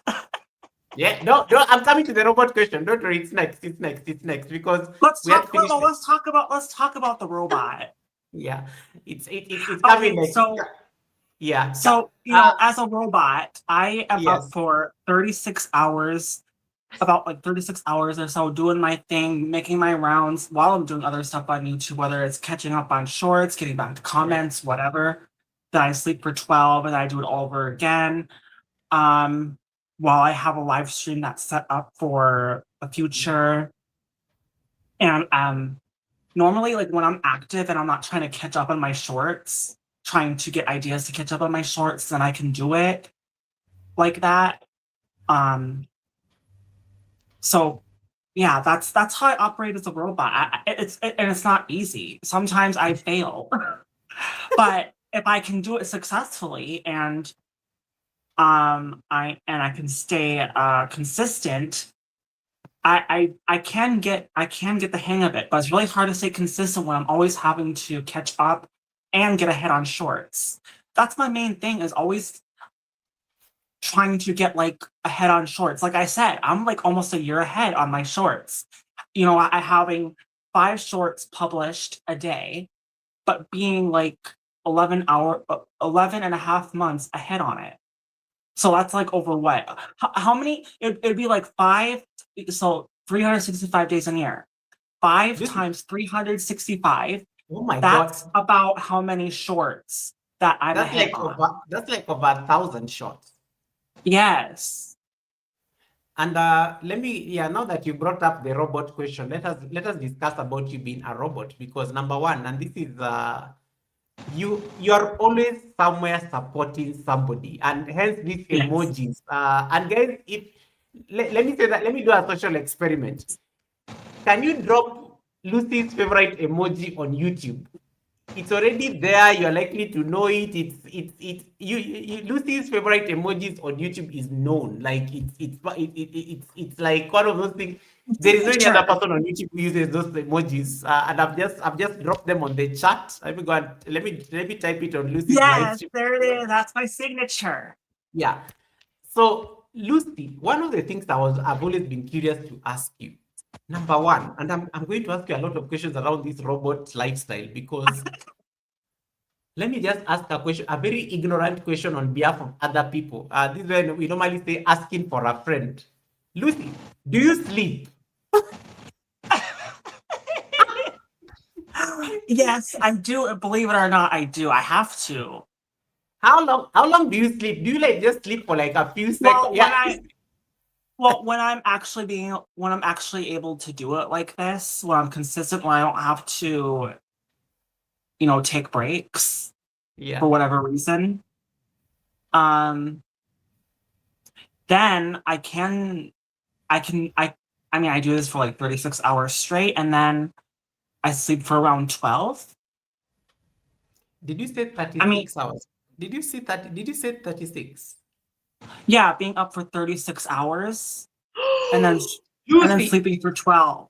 Lucy, 36 hours. Jesus. Wait, what? I had to confirm because even me, I thought I had my own things. Everybody on the chat is looking shocked. Because Josh sleep, Lucy that's why I sleeps asked on your well. behalf, guys. That's why I asked on your behalf. So Lucy has answered 36 hours. Yeah, 36 hours. I think I remember I was actually up longer than that. I remember it was not long ago. If you remember this, I was in your chat. You're like, Lucy, I'm gonna follow you or chase you, trying to get you to sleep. Man, like how do you stay for 36 hours? Like what are you like surviving on? Is it just the monster thingy or I'm surviving on robot juice.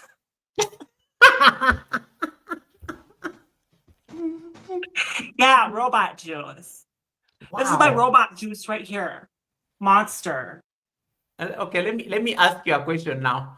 How many live streams do you I'm sure you're going to say, Goga, I have no idea. How many live streams do you attend in a week? Let's start with the live streams first. Well, I mean, lately I haven't been really active, Yeah. but when I do get active, when I'm consistent, when I can stay in a consistent rhythm, usually, and sometimes it changes, but usually it's like being live every third day or so, something like that for like 4 hours. Okay. No, I meant the ones you go to because me, I see you more in I see you more in other people's live streams than your own live streams. Like it is Mhm. easy for me to find you in people's live streams than find you live. This is Yes. known. Yeah. Well, and like when I do it like that, like my shorts, they get hundreds of comments. Oh, that And is smart. people supporting my videos. I get over 1,000 likes on my videos. Congratulations on over 30,000 subscribers. Yeah, 30, well, yeah, 31.5. 31.5, yeah. It's been slow this year because I don't know, I'm trying to get ahead on my shorts. And Lucy, why do you support so many creators? And one of the things about you is that you never yeah. really care whether you never really care whether they support you back. You just have that heart. You just support. Why do you support so many creators? Well, because out of all those creators, I know what I put out, I'll get back some way, somehow. And like I described, I get a bunch of support back. You see my live streams when I'm active. Like I mean, I haven't been active lately, but when I am active, you see my chat flying. Oh, your lessons are crazy. I'm glad you have more moderators nowadays because your live streams give me anxiety. Well, I mean, that's why it's not as hyped up as it normally is, because I haven't been networking or And as active when I'm with my live yeah. streams. But when I am active, you see it flying. Okay. Oh, bye, Josh. Bye, Joshua. He said he must go. Sorry, everyone. Thank you. Yeah. Thank you for being on. Yeah. Do you normally have a day where you just say, today I am doing absolutely nothing? Like, do you have just days you decide that you're not doing anything? Like, nobody's going to see you on YouTube, nobody's going to see you anywhere. Like, do you like intentionally have those days where you just say, nope, I am not going to be the robot? Well, I mean, I might like when I'm on my breaks. I mean, I might stop in a few streams here and there. Yeah. But that's just like for fun and wanting to be there and talk to my friends. I mean, I don't know. I guess to have that in my head doing absolutely nothing on YouTube is like extraterrestrial to me. I don't I know like what else. I like the honesty. And which takes me back to this other thing that you said. And I think this is a very smart thing that you can teach us something about. Hey, Timo, welcome, Timo. Nice to see you, Optimob family. Lucy, I like what you said about like you give yourself a challenge of doing 5 shots daily, and you are like 11 months. You already have content that can push you for the next 11 months. Like even if you decided not to go live for the next like 1 month, 2 months, 3 months, you have like a content that is programmed to actually go public. Um, what inspired this idea? Because I think I find it very fascinating, and it's a very good way of like making sure that the channel is busy. What inspired this idea, and why specifically 5 shots daily, and how has it been? How has it been like keeping the consistency, especially around this challenge? Because it's not easy. You have like over 1,000 1,000 videos worth of content. Actually, more like, well, when you do, I'm gonna do this now. I'm gonna Yeah. calculate it. What Okay. is five? What is 5 times 365? I'm gonna go to I like calculator. Five times 365. Because I'm only like 2 weeks behind from a year. So, and I'll get there very soon. So 5 times 365. that comes to Would be 1,825. yes. That's Shorts. how many that's how many shorts that are scheduled out. Lucy, wait. Help me understand. You have 1,825 shorts scheduled. What? You have 1,825 shorts ready to Ahead. wait. Ahead. You are a robot.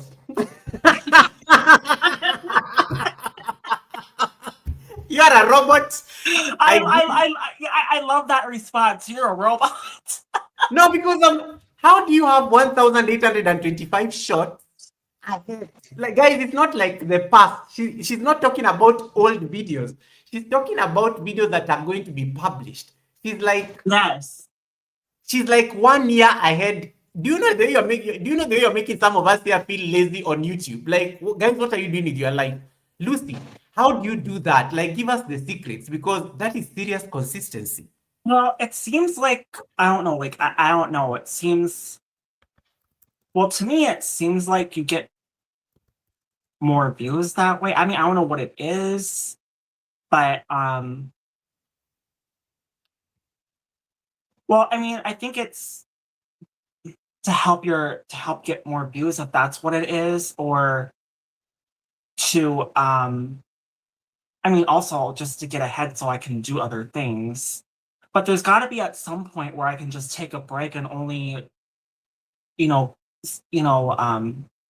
stay caught up to a certain point. I don't know if YouTube has a limit. If I reach that limit, I'll let you know, like how many shorts I can have scheduled and or be ahead on when it comes to time. But when I get there, then I can say, oh, finally, I can take a break on trying to do this, and I can focus on my channel. But I will say, I'll say this. Once I get to like, if I ever do get there, if I ever get to like being 3 or 4 years ahead, like if I ever get to 4 years ahead, then I'll stop for a while. Lucy, I'm going to I'll ask try you to a get question. ahead on it. Lucy, I'm going to ask you a question because you're making us look bad. You're making us look bad, guys. This woman is making us look bad. We need to chase her out of the Sunday service. How can you be 1 year ahead in terms of content? Like, How do you even schedule this content? How do Well, you like shoot? How do you shoot the well, video? What time do you like, Lucy? Give well, us this. I up. So I mean, on average, I probably upload like maybe 10 to 15 a day. Sometimes I would upload like 40 shorts a day to get ahead, and then maybe take a break for a couple days, and then do, another. I mean, I have a system where right now it's something new that I have. So like for every day that passes by, I try to match that times two. So what I'm trying to say is for every day that passes by, I need to make sure I'm up ahead at that point. So on average, I need to be doing 10 shorts a day.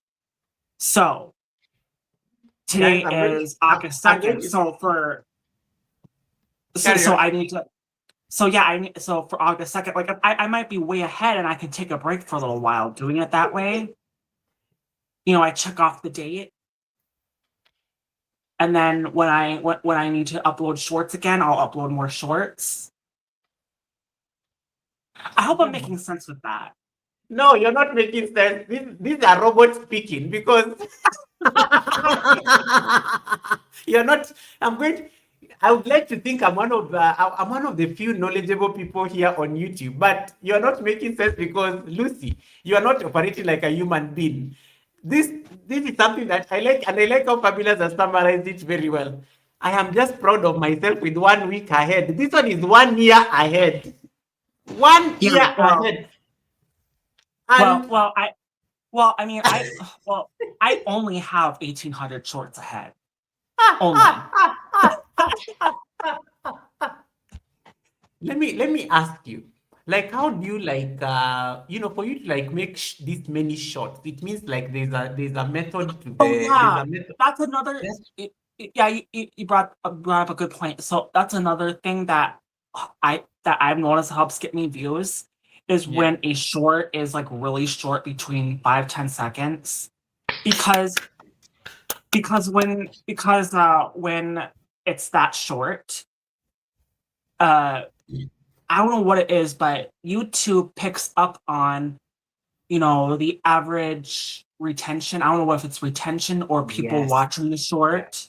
So Yes. like it's so most like 99% of the time, over 99% of the time, if not 100%, if it's between 5 and 10 seconds long, it's way over 100% of people watching Wow. it. So on average, people might watch it a time and a half.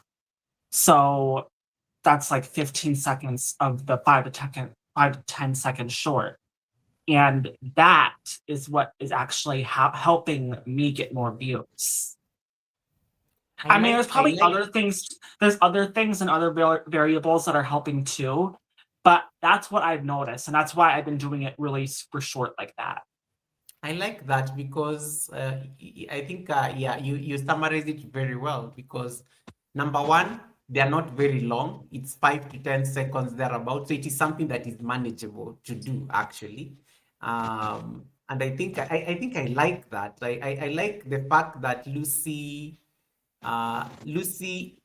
intentionally like says I'm going to like drop 5 shots tomorrow, the day after tomorrow. Like it's very intentional, but for me, I think I'm just looking at the mountain of work ahead. Lucy, you cannot afford to be lazy. Especially if you have this kind of a target. Well, And then you uh, still find time to go to people's I have live to streams make and drop like unicorn emojis. I have to make okay, so I have to make the shorts, whether it's gaming shorts or doing shorts with my pets or whatever. Yeah. I have to make them, I have to upload them, I have to edit them, I have to hashtag them, I have to schedule them. And then, I'm now putting them in playlists that haven't even been published yet because none of them are published yet. They're private, Um, yes. and actually that's another thing I think too. I mean, I don't know if it makes a difference, but having a playlist can help your shorts too, I think, or your videos get views. Is that true? I've not done on shorts, but I know playlists for videos. Of course, it helps. Yeah. So I'm Yeah. making playlists of like, a certain game and then another certain game and another certain game, hundreds of shorts of a certain game. Or whether it's with my pugs, I'll be making a playlist of Xena and Gabby 2027 and then a playlist for Xena and Gabby 2028. Lucy, this is now I under this now I understand why you can choose not to be asleep for 36 hours. And I'm going to ask you a question. I'm going to ask you a question. Hey Winston, I'm going to ask you a question. Yes. How much time do you spend doing all these things just to be able to schedule shorts? Because forget about the time you go supporting people, because I know that is networking. But how much time do you spend doing all these things? Like, do you like give us like some in case somebody wants to take up this challenge of being a year ahead? I know Well, the sacrifices you have I to mean, make. well, this is one of the reasons why you haven't seen me lately, because like especially when I get behind on my shorts, I don't have shorts to upload. I have to do the shorts and get ahead on them. Yeah. So like the making of the shorts takes time. And now I don't have a black cat anymore because, people, I even have it in my bio, putting in Panther. They died this year. I But they were know, like, sorry. yeah, they were like, I think 18, 19 years old or something like that. So I don't have that anymore. And I don't want to have just dogs. I mean, yeah, I could have like Zena and Gabby. I love them to pieces. But I do want at least a little bit of variety. So I've been doing gaming. The only reason why I've been playing games is so I have content to upload. If I had a black pug, I would be able to make it work. Like I would have Xena and Gabby as my pugs, and then we would have a black pug. That's my vote, is to get a black pug. And people that don't know this, okay, listen. People that don't know this, I've been wanting this for a long time, right? My dream, my biggest dream wish would have been to have a boyfriend, future husband. That's my dream, is to have a boyfriend, future husband, and we would get a black pug together. That was that would have been my dream. But as it's looking right now, I don't know if that's possible. So I'm just happy with just a black pug. Don't worry. Whether I have a boyfriend or not, I want a black pug. They still time, Lucy. They still time, Lucy. You remember I keep going back to the 5-year-old Lucy. I keep going back to that 5-year-old, and now life turned on well either way for the 5-year-old Lucy. Yeah. Guys, there's a lot of discipline to learn from Lucy, especially. I know we make fun of this being a robot, but Lucy also talked about the power of networking. You network a lot. Yes. While Oh, networking, you while know it. networking You important. know it. Yep. You network a lot. You are in India. We are speaking Tamsak in Philippines. We come back in Japan. We are saying arigato. Talk to us about the power of networking, because you are one person I think you remember from back in the day when you used to like roam the streets like robots. Yeah. Clearly, Well, we are in honestly, like yeah. I think, I don't know. I think some people might just get lucky, whether they get like they have like a big first one solid, for example, and they might get hundreds of thousands of subscribers that way. But and then or something happens where they somehow get famous, or maybe a TV show picks them up and they get famous that way. And but I think another way too is you have to network to get there. And even at my point, even if I didn't network and I just went live every day, I don't know if I would get the same traction. Because if I went live every day, I wouldn't be able to network as much. Hence shorts and whatnot. Yeah. And that's why I've been taking breaks. I need to do other things with my channel and other things, other personal things going on in my life. The robot life. Yeah, the robot life. It's a robot life. What's that song called? It's a hard knock life. It's a robot Yeah, life. it's a robot life. Yes, it's a robot life. Yeah. One of the other things that I think is also like a great thing to like just tell people here, because one of the things is that if you are like a super supporter like you are, you also tend to be a very good judge of the platform and communities and people. Because you know you are all over the place. You are like in different. You are in one country. You are in another country. You are in another side of the world because you are all over YouTube. You are in Africa. You move from Africa. You've gone back to Asia. I'm in Um, Kenya. I'm in Kenya. yeah, and in Kenya, now you're in Kenya today. Today you're in Kenya, you're also in the States. And then India is also calling you shortly. You have to like run to India and say hi because Indians are just about to wake up. What is the one thing that at least YouTube has taught you, especially around community? Because I know you speak a lot about community, but for you, you say Yes. community is really your Well, friend. Yeah. I mean, I accept.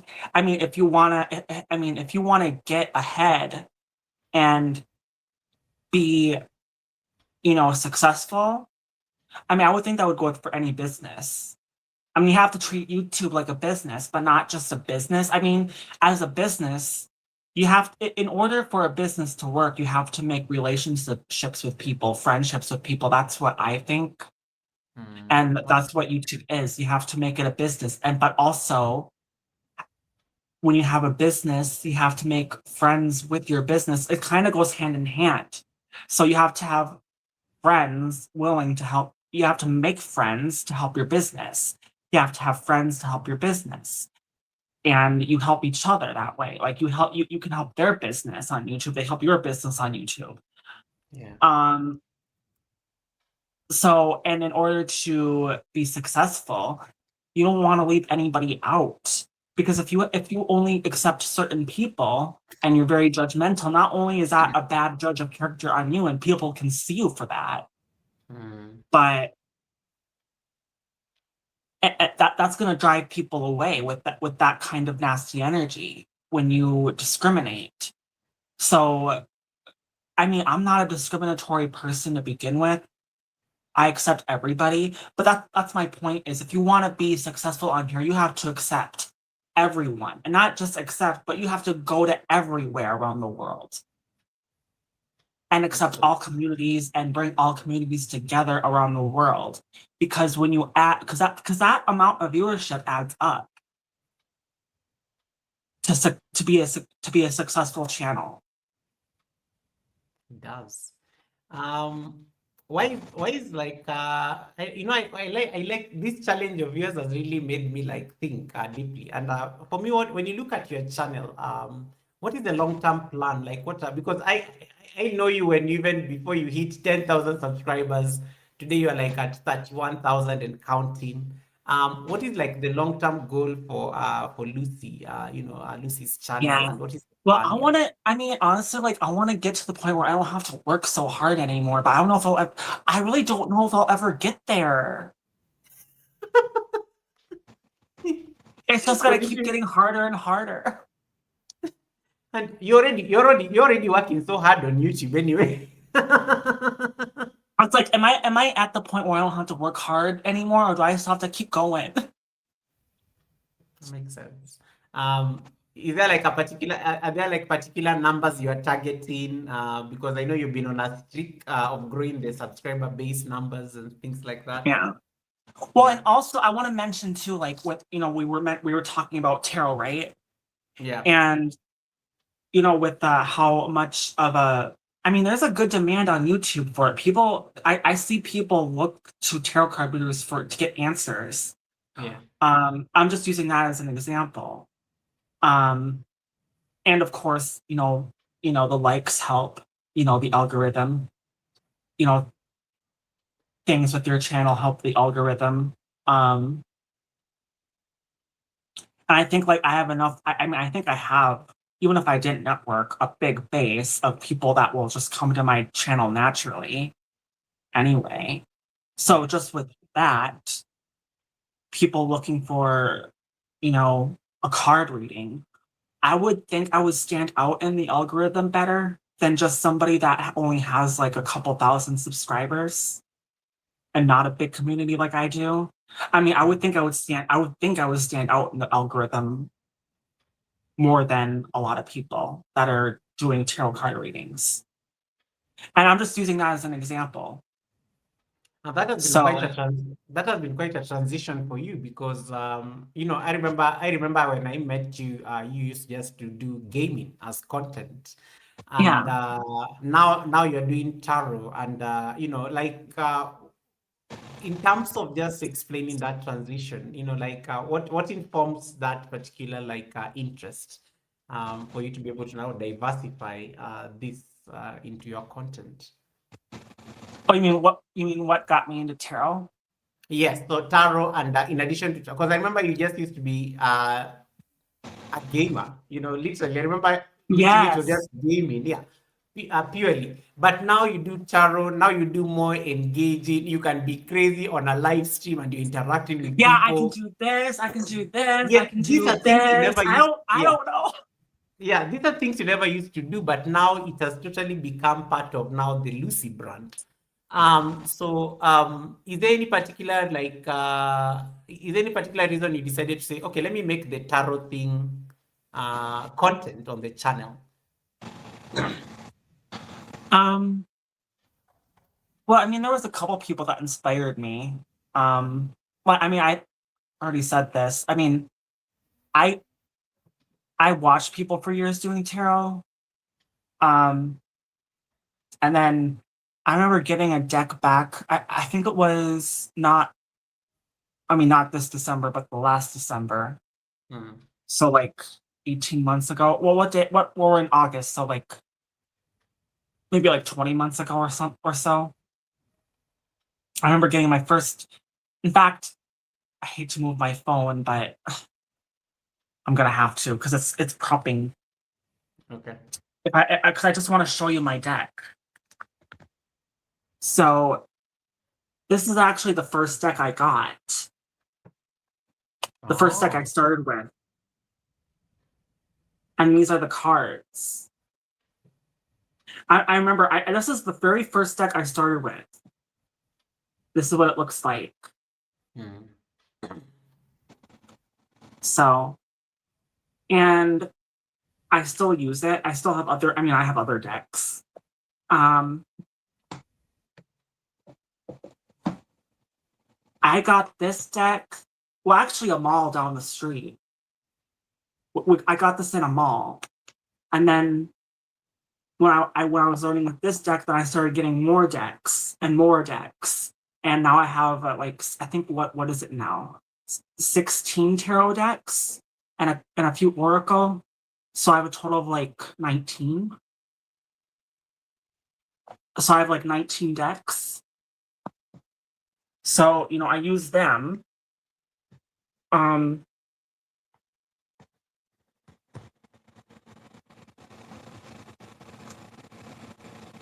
I don't know. I think I think I got that for Christmas actually, Mm. because my mom. I don't know if my mom got one, but I mean that actually what encouraged me to do it. I remember we were shopping for Christmas one year, and what we wanted for Christmas, and I saw this, and I said, "Yeah, I want to try this," and that's what got me to do it. Because back in that back in December of 2024. Mm. Yeah, that's, you know, seeing that and then knowing a couple of people that did this already got me inspired. So then I started learning tarot and then I started learning and growing and really mastering tarot. I mean, when it comes to tarot, you never stop learning. But compared to, you know, when I started learning tarot to now, I know a lot about tarot. Right.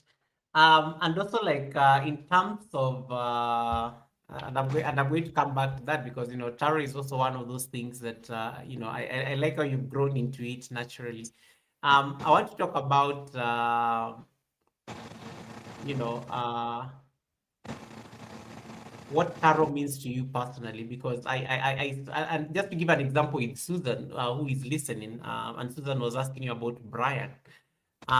What is it that drew you to it, and what is it that makes you enjoy tarot? Because I know tarot also gets a bad rap from people who don't understand it, and anytime and it comes from in fact it comes from your updated channel name. When somebody comes to this updated channel name, let me see if I can pull it up on the screen. In case somebody just stumbles upon Lucy's magical word of tarot and witchcraft, you know, when people see that, of course, there's a bit of intimidation that can come in just based on the channel name, because they're like, oh, these are place I need to like run away from.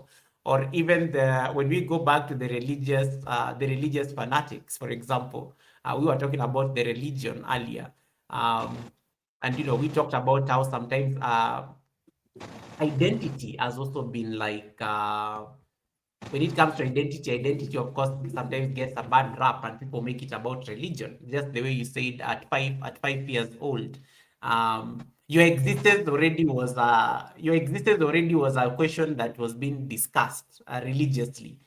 Um, what about tarot? What is it that draws you to tarot, and why is it that you know, how comes you do it so naturally that people even give you, like, I like how people share with you their innermost experiences when you are doing it, and I like how you get lost in it. Even you don't even read charts. I think when you're doing your cards, because you are so in that moment. Um, it's a very different conversation. I mean, I knew I always had abilities. Um, I had I had an interest and connection to the paranormal since I was a child. Yeah. Ooh. Okay. So, you know, I was always open-minded to the afterlife, and not just like the afterlife, not in, you know, what in people in the religious aspect, but just as, you know, not, I know it doesn't make sense because that's what I was taught, but at the same time, I was open-minded to like the spirit world when it came to the paranormal. Um, so in that sense, I always had a connection to it, but the thing with religion, it always, I mean, it held Lucy back. So I think if it wasn't for religion, I probably would have had abilities back then. And you know, I only been doing tarot for a little while now. So I probably would have done, I mean, who knows, I would have done some kind of divination a lot earlier if Lucy had of if Lucy would have been if Lucy would have came out from the beginning. Um, I think actually when I think about it, now I'm thinking about that, I think that makes sense. That kind of goes hand in hand. You know, Lucy and having my abilities, embracing them, Yes, I see it. you know? And at a you know, at 5 years old, as a child, that's a very crucial age for your abilities to, you know, thrive. I don't know, maybe I would have had better abilities if I would have been if I was let to be myself. I will never know. Yeah, I like that. But you enjoy it, and I think that's all that matters. And it's also another different facet of what makes Lucy Lucy. In any case, Yes. yeah, absolutely. Thanks so much, CC. I see you, CC, is in the building, giving you a shout out with all your emojis. Soul Stars Productions, nice to see you. Happy Sunday, stroke Monday. I like how CC is like, you know, Goga may be in the future, so I'm not so sure. Let me just say happy Monday to Goga. Sisi, thank you so much. It's not yet Monday yet, but it's Monday in the next 2 hours, but it's not yet Monday. So Yeah. Sissy, hi, I love you. Yeah, it's not yet Monday yet, but almost there. In 2 hours it will be Monday. In 2 hours it will be Monday. Like how she was. I am not so sure. Let me just say Monday. in any case. And thanks so much, Victoria. Victoria appreciates the love and the 100% love you're sharing over at Lucy's. And thanks so much, everyone, for the support. Guys, I can't believe that you've been listening to us for like over 2 hours. That's insane. Lucy, can you imagine? Yes. Yeah, it's already two I love hours. it. Yeah, it's And we've amazing. been meaning to do this for a while now. I know, and look at us, we're just chatting like so naturally. 2 hours into the conversation, we are not even struggling or anything. It's beautiful. I love it. Yes, Yeah, I love it. I love it. Okay, she says that we love you too, Lucy. You just Yes. getting, yeah, just Virtual getting you love. hugs. Virtual hugs. Yeah. I love Sisi. Sisi also needs to visit, and she's the one we were talking about. The spiritual community and the wellness community Yes. has been. We have a lot of friends in that space as well. You and I. Maybe that's why we go. Maybe probably that's why we got also like we related very well because I think we were surrounded by a lot of people who are very Oh, welcome back, Joshua. I love you. yeah, who are also very like they have a bit of empathy when it comes to people, and I like what you said it about you can't build a community if you're you can't build a community if you're not like accepting of the people who are in your community. I think I like that statement as one of the things that you said in there, and which is going to take me to another side of you getting into tarot. Gaming is still like a very huge part and identity that you have. I'll Tell always me, be a gamer. I'll always yeah, be a gamer. yeah, tell us about tell us about Sina and Gabby, because I know you also like a pet. Would I say a pet Yeah. mom or something? Yeah, because you have your pets. Yeah, Talk to us Tina about, and yeah, Gabby. yeah. Talk about these pets. Yeah, Zina. so yeah, Xena and Gabby, they're very it's it's funny, and everybody, I think most people do have pets or have had a pet at one point. Yeah. Um, anybody that anybody that has had pets, especially more than one, you can tell, they have their own funny personalities. They're all different. And with Gabby, she is crazy. She goes nuts. She is very energetic. She's very squirmy in the morning. Even she has more energy than Xena ever had. Because I mean, as a pug, they have that puppy energy in the beginning when they're like under the first year or two, but then they kind of mellow out. I noticed Gabby did some, but she still has that spark of energy, even though it's been several years. Yeah. She will always be energetic. She's like the energetic bunny that doesn't. She's like the energizer bunny that doesn't stop. Nice. And you also like lost you also like lost two pets this year. So you lost Panther and you lost Pudding. Yes. That would not have been easy. Like No. yeah. So how did you even process that? Because loss is also something that sometimes we Well, don't understand. it's interesting. So I mean, well, technically Panther. Okay, so Panther, that was actually my brother's cat. My brother, well, Josh, that lives with us. And then Pudding was my cat.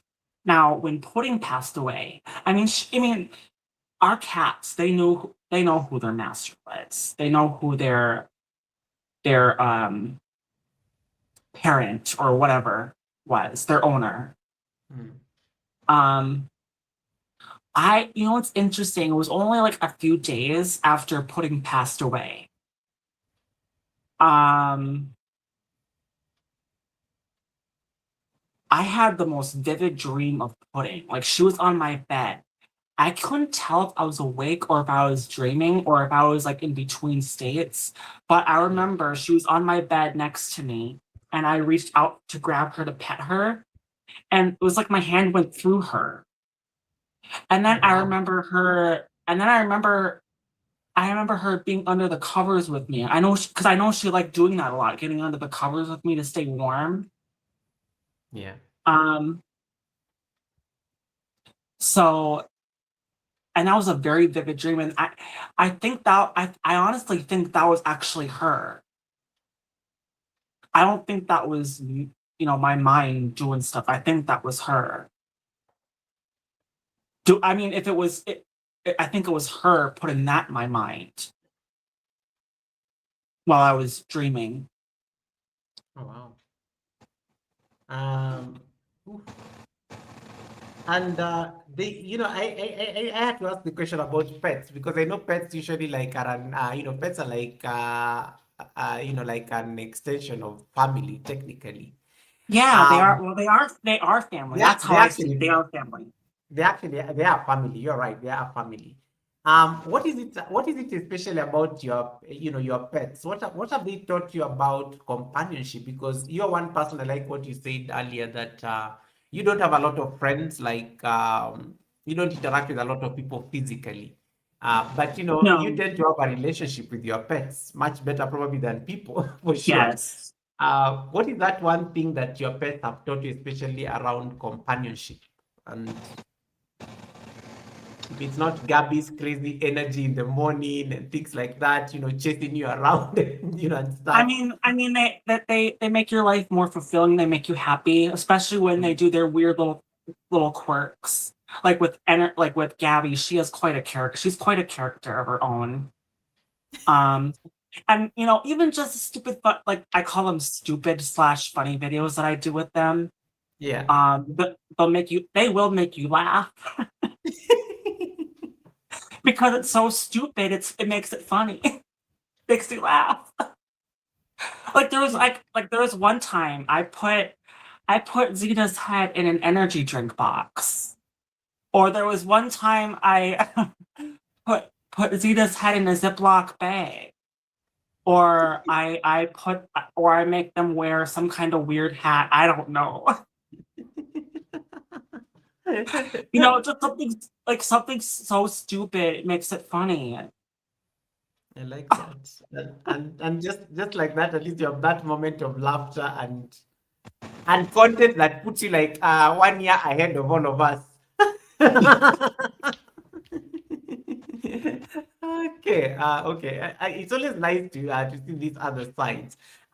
When Lucy, what is that one thing about Lucy that people online probably don't know? Like something probably just do like offline. You've never documented it. It has never ended up on YouTube. But it's one of the things that you know about you. Something that people don't know about me. Yeah, people online. Um, I've never been married. I don't know if people know that. I mean, I've never been married. Okay. I mean, that's Uh, okay. I don't know if that would classify that. Um, any hobbies you've never documented online, but you do them like outside YouTube? what like anything? Any hobbies? It could be hobbies, activities, things that you enjoy doing that sometimes you don't even like record on a video. Oh, I mean, I recorded myself being in a store. I mean, because I sometimes like when the holidays come around, I Yeah. might do I might do some like videos. Like when Halloween comes around, I might do some videos of like Halloween decorations or Christmas decorations. Or let's see. I mean, I've done that. Okay. When we take the dogs to the park, I've done that. I'm trying to think if there's anything that I haven't that nobody knows about me. Yeah. I honestly, I mean, I think more people know that I've never been married. I don't know if that would classify. That's the only thing I can think of. People that Okay. don't, people that don't know. All right. This is like a truth or dare. You're No, asking no, me like a it's truth or dare question. no, no, it's fine because I just wanted to say, like, sometimes, we document so many things that we do on Yeah. YouTube that when you tell people something, they're like, oh. Like, guys, I'm a very great cook. Nobody would believe that story because they've never seen me cooking online on YouTube or something like that. So something like that. So they'll actually be surprised in case they see that I cooked and nobody was poisoned and people lived. Uh, yeah. So just checking it. So okay. So never been married. That is good information. That is good information. It's still part of. Nobody knew that. Because you never I know. mean, I don't know. I don't. I Yeah. mean, yeah. Yeah. Okay. Vandan is laughing at that. Okay, cool. Right. Guys, if you have any question you want to ask Lucy, feel free to like drop it on the chat. We are just about to get into the rapid fire segment.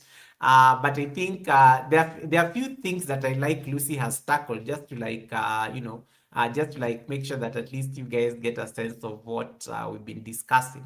We've talked about at least how life started, how she knew she was always different from back. Lucy, just say something about your Irish. There's a way you own your Irish ancestry somewhere in there. Um, do you know the first time I ever saw you, I thought your hair. Let me just say your hair. It was your hair for me, and I've always told you like Lucy, you have like one of the most amazing hairs. Like clearly, um, is this the Irish connection? I'm just curious. I would say so. I mean, I'm Irish, but I also am. I also have Dutch in me, which I have Viking Oh, blood. I have Viking blood, and Vikings had red hair too, and I think that's an area where there was also red hair. So I also have Viking blood. I'm a okay. fighter. I'm a fighter. Yep, I've seen you fight. I've seen you fight, so I know. No doubt whatsoever. Yeah, no, I had to ask that because I realized I think I'd not asked about Well, the Irish yeah, ancestry. and actually, if you look back and anybody that doesn't know this, there's actually a strong connection between the Scottish and like I think like Vikings that came from North. I mean, Vikings went all over the place, but I think Yeah, that was like one of the bigger places where Vikings went was Scotland. So there's a yeah. connection with the Scotland and um Norwegian Vikings. I mean, that's what I've heard and researched. I'm just saying what I researched. Okay. So, Right. there is a connection. I do think there is a connection somehow between Scotland, Ireland, and Vikings. Okay. Lucy, let me ask a few questions around you've been through a lot in terms of even just trying to navigate transitions, in terms of navigating relationships, in terms of building something, in terms of building, which is the channel, and of course, the relationships and the community that you have built around this particular platform. Um, how do you normally take care of your mental health? Because I know you've been very categorical also about how mental health is very important for you. So how do you like take care of your own mental health so that you don't like lose your mind in all this? Because this is one person fighting all these battles, and you using Vikings there as an analogy, I think is the perfect analogy there. That Vikings are fighters, so clearly you are a fighter, but you're fighting a lot Mhm. of things. How do you ensure that you don't lose your mind in the spirit of this fighting, that you are sane enough to come and face Well, another tomorrow? I've gotten better at. I mean, I would say I've gotten better at not reacting to stupid stuff, Okay. and just blocking it out, not reacting. Um, I mean, before I might have reacted, but sometimes when the best thing to do, like especially like when, for example, Mm. um, I'm just gonna give an example. Okay. Um, I knew about this situation that this this person and people had an agenda on me. When I try to point it out and try to talk to people about it, no one would want to believe me. No one wants to see, you know, the truth and my truth. Mm. Almost like a cult because a lot of people looked up to that person and those people. So, and I used to react, but it wasn't going anywhere. So I just decided to, block them. And, when people come to me and ask me, why don't you come there anymore? Why don't you do this? Why don't you do that? I just tell them, I don't know, ask them. And if you don't get the answer, ask them again then. Because I'm not going to say anything. They hold the answers, not me. That's really how when it comes to someone that has a manipulative agenda, that is, not honest. You just say they're 100% honest and never lie. Go ask them. I mean, that's the situation that I can think of when it comes to not necessarily bullying, so to speak, but someone that has a selfish agenda on you. Because I've had to navigate that too and learn, you know what? That's, and I had to research how do I handle something like that? And that's how I'm handling it. Oof, wow. And do you still speak to your therapist? Because I think I also like the idea I of. still speak to what? Do you still speak to your therapist as well? Like Oh, today. well, not my therapist. She's my psychiatrist. Oh yeah, psychiatrist, right? Yeah.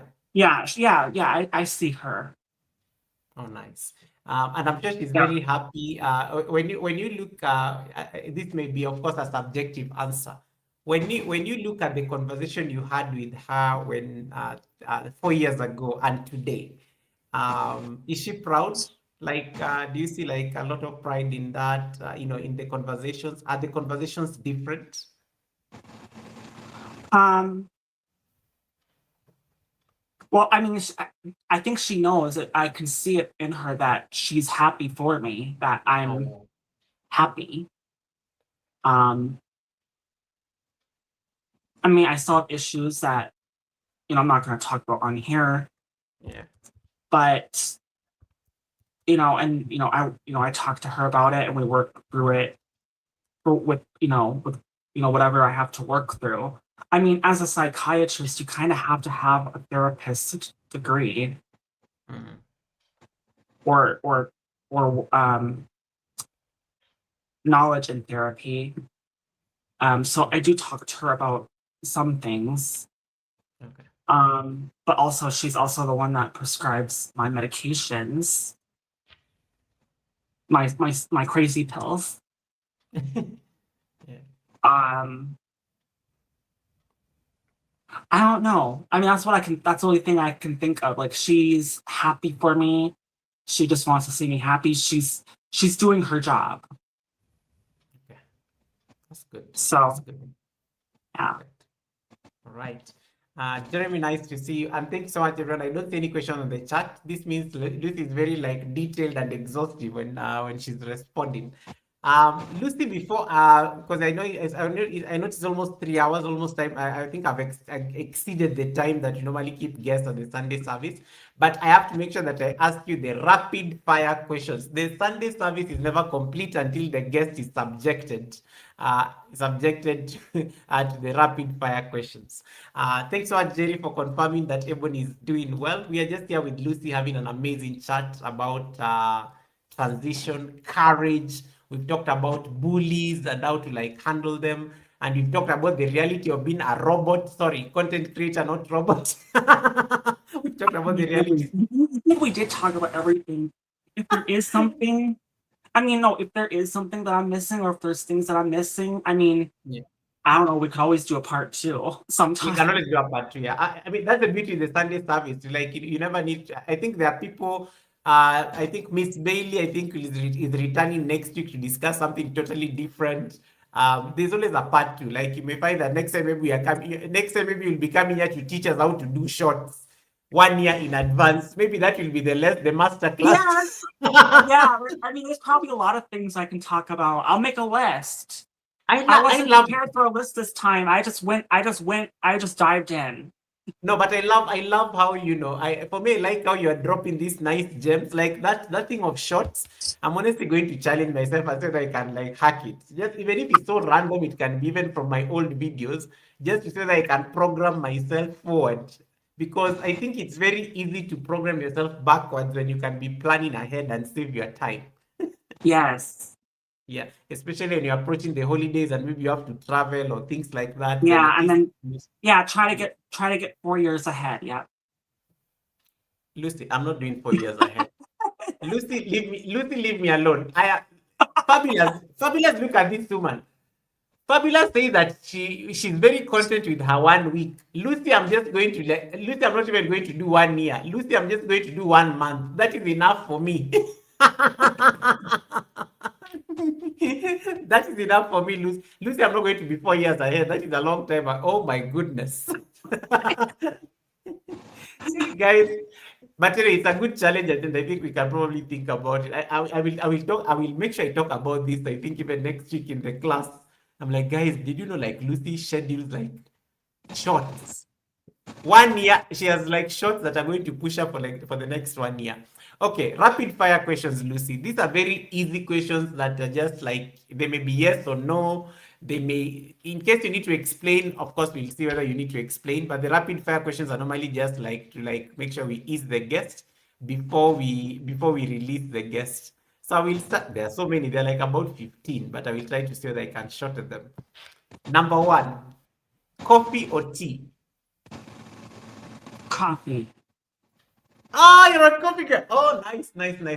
Good. I love it. I love coffee, people. I'm a coffee person. Number two. Oh, this. I don't know why I'm asking this question. This is very subjective. I'm not going to ask this one. You're going to laugh. But let me ask it. Early bird or night owl? Early bird or night owl? Yeah. Um, No, Lucy, you don't sleep for 36 hours. There's no answer to this is one. there Let's is see. there is there such a thing as you can choose both? Yeah, I exactly. guess you could. I could do both. That's why I realized after I've already asked that I don't think Lucy is the best person to ask this question. I choose both. Either both or Because- neither. Same thing.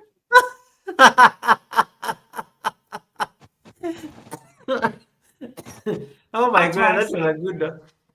Okay. What is your favorite color? Of course, favorite color, we all know your favorite color.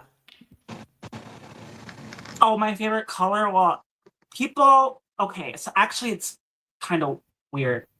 It's green, purple, orange. Nothing less, nothing more. That is my favorite color. Green, purple, Wait, and Lucy, orange. wait, what? Like, at least you have purple in there because purple is my favorite. So I only had my own bias there. You said green, purple, and orange. That's a very interesting combination. Yes, that's my favorite color. Nothing less, nothing more. Like if it's just purple and green, that's not my favorite. If it's just purple and orange, that's not my favorite. If it's just green and orange, it's not my favorite. It has to be all, not one or Oh. two. It's either all or no. It's either all or Okay. none. Fair enough. And Watch Queen had to like sneak them in there. Thank you so much, Watch Yes. Queen. Yeah, thank you so much, Watch Queen, for that. And then okay, the third one. Fourth one, rather. Oh no, this one I'll come and ask at the end. Oh, what is it now? Now I was thinking about it. I was like, one word that describes Lucy. One word that describes Lucy. With and not the morpho. Don't use that one. No, not the morpho princess. One word, Lucy. You can't use like the two words that you like. Yeah, robot. That was a Robot. good one. I did not see that one coming. You caught me on that one. I was about to tell you no, don't use robot. Okay, fine. Oh, so you were actually gonna say don't use robot? No, you caught me before I said it because I knew you were going to say more for princess, and then I think I think you realized that okay before you stopped clearly robot it is. Well, actually, no. I was thinking robot even before you said anything. Oh, Robot. I thought I thought you were going to say the Morpho Princess. I was waiting for that Well, I one, mean, but clearly also I could just say either robot or unicorn. Unicorn, that would be a good one. unicorn. Okay, robot. I agree with the robot more. Okay. Your favorite tarot card and why? My favorite tarot card. Yeah. Let's see. I mean, I would have. I mean, I have more than one. Can I choose more than one? Yeah, sure. And then I'm going to ask a follow-up question personally to understand something. Okay. The sun card. The sun card.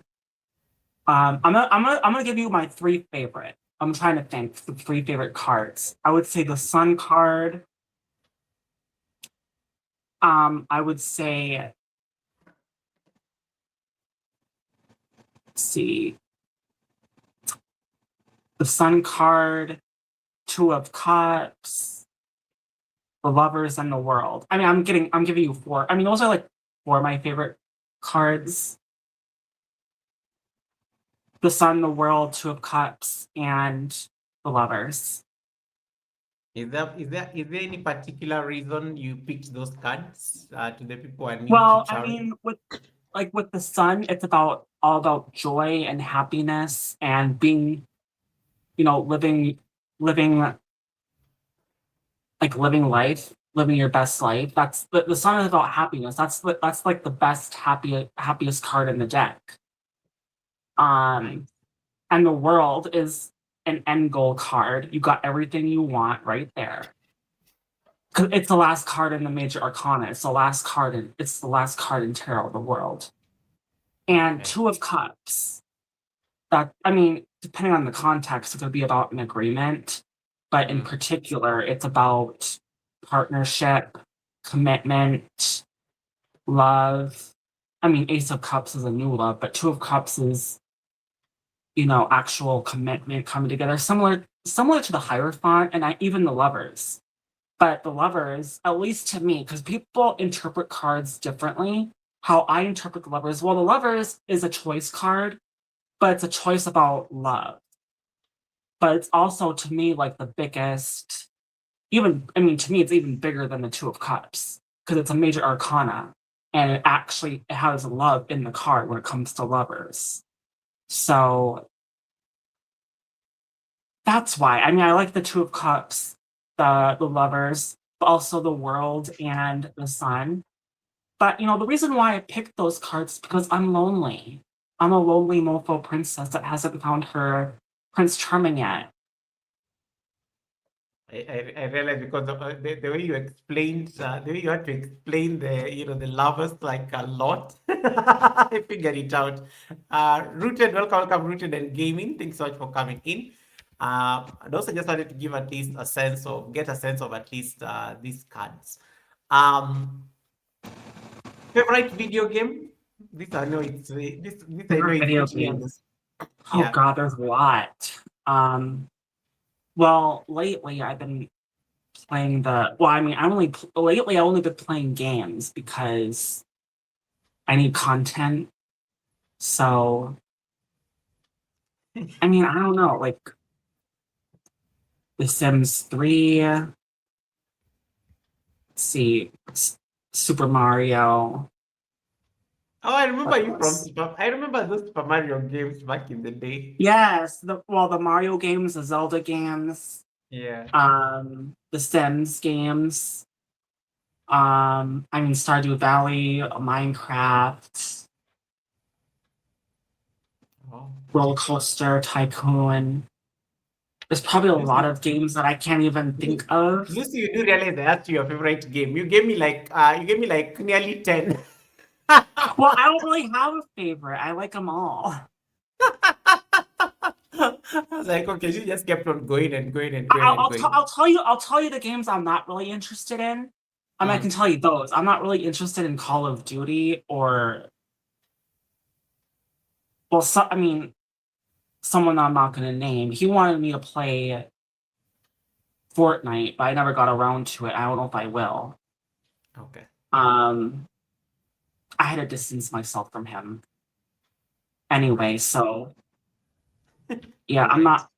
Yeah, so I'm not gonna. I'm not really. I think that's similar to Call of Duty. I don't know. It might be, but I'm not really interested in Fortnite or Call of Duty. Hmm. So One those are I can like the shooter games. okay. One country that you'll move to tomorrow. Ireland. Oh, really? Yes. It actually, I like how it came so naturally. You did not even think about it, like instantly. Oh, that's I feel a connection there, Ireland. Yeah, yeah, Irish. Okay, clearly. Yes. I'll blend right in. All right. This is going to be, I know you'll think about this, but I know it's very clear now. Introvert or extrovert? I'm not familiar with those. I mean, I know I've heard them, but what is that? I'm not. Introverted or extroverted, like no, you're more of a you know, I like I like the description you use to describe yourself, like the Lucy before and the Lucy today. Totally different people. So the Lucy today is more extroverted, out there, Oh, direct. out there. So I guess Yeah, that's extrovert, right? yeah, that's extrovert. Like you're more Yeah, I'm out expressive. there. Well, I Like got the energy. I got the yeehaw. I got that the is, mofo yeah, that princess. is I got extra. yay yay. I got everything. I'm energetic. I'm everywhere. I'm just crazy. I'm just insane. I'm just me. That is that is extrovert energy as compared to Lucy in the room playing a game. Hi, Yeah. Goga. For sure. All right. Um, okay, this is going to be a bit personal, but you'll get it. How many hours do you actually sleep? I would say on average, I don't know. Can it be zero? Because I'm a robot. You realize it was a trick question. Yeah, I like how you caught it. It was a trick question. I knew you'd struggle there to answer it. Um, what is the one thing, if you are the YouTube president, what is the one thing that you'll ban from YouTube? What is the one thing that will get me banned from YouTube? No, no, that you'll ban. If you're the one making the decision, what will you ban from YouTube? Oh, one thing that I'll ban from like ban someone from YouTube, my channel. It can be your channel or it can be the entire YouTube. Oh, well, I mean, when I'm describing my channel, the one thing that will get you banned is, I mean, there's a lot of one things I can say. Yeah.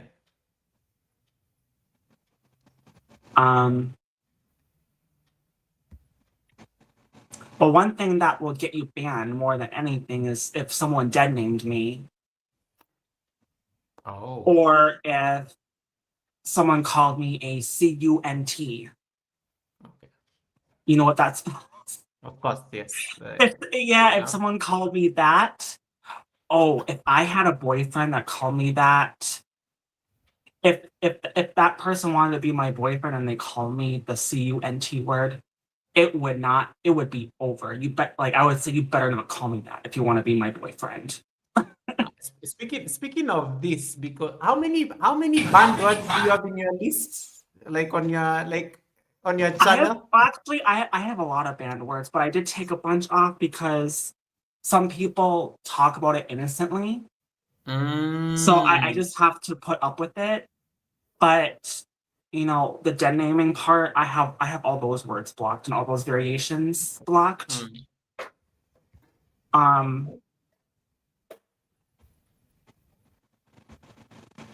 Okay. Yeah. Let me see. The second last one is this is going to be funny. Zina or Gabi? Who runs Zina the house? Yeah, Zina or Gabi? Who runs the house? Oh, that's a tough one. I knew it. Well, because Xena, I mean, I hear them say Xena's like the alpha. I mean, even though they're both female, Yeah. Mm-hmm. but Xena is like the alpha. But Gabby's really fast and energetic. I don't know. That's a tough one. I'll Okay. say both. I'll say both. Fair enough. Fair enough. Fair enough. Fair enough. Fair enough. Fair enough. And the final rapid fire one before I ask, let me see. The final one will be, it is here. You like this one. What is your superpower? My superpower. Yeah. What is my superpower? Yeah.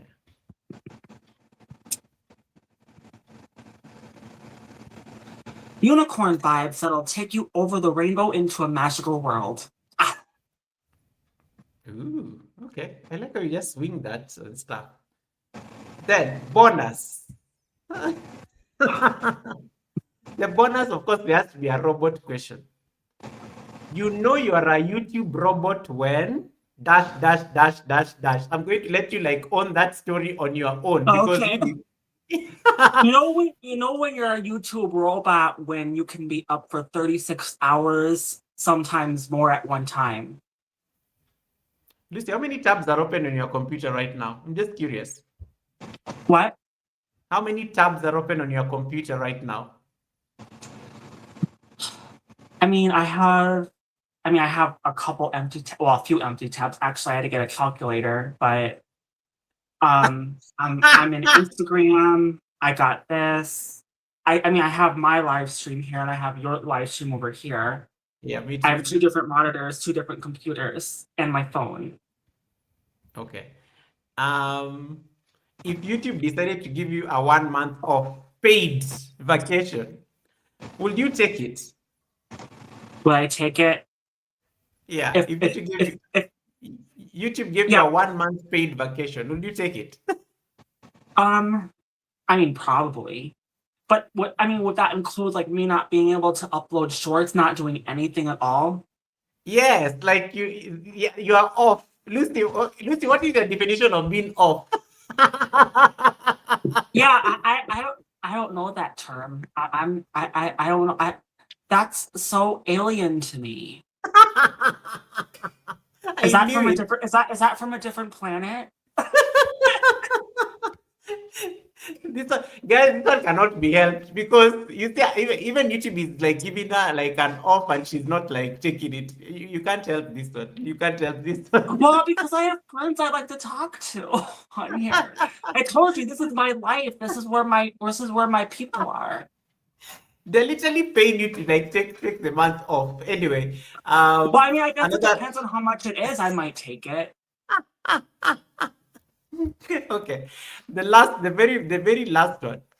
This is funny because guys, the last time I was the last live stream I attended, Lucy was celebrating her 34th birthday.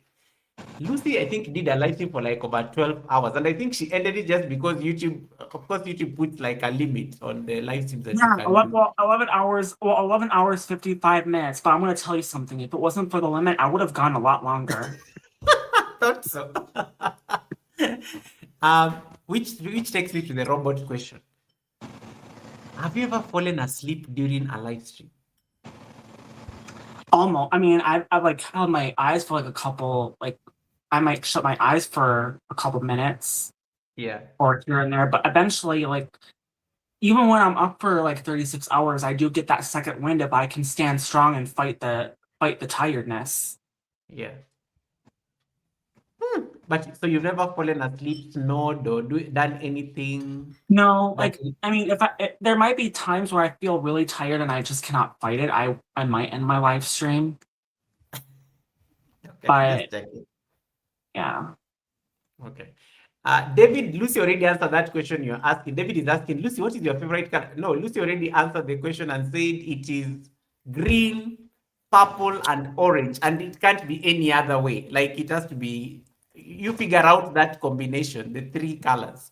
That is Yes. that is a favorite. Watch Queen even like put it up. That's a favorite. Watch Queen is like shocked. 11 hours. 11 hours is like 11 hours is so easy. Like that's nothing for Lucy. Well, actually, it was 11. It's 11 hours and 55 minutes is what 55 YouTube minutes. cuts it Yeah. off at. Yeah. because if you go like longer than if you go longer than 12 hours, they will have to bring it down. They'll have to bring it down. All right. Rooted and Gaming, thank you so much. Rooted, I did not know that was your channel as well. I was like saying this sounds like Rooted and Famous, but then you have a gaming channel, and I saw it on Lucy's channel first.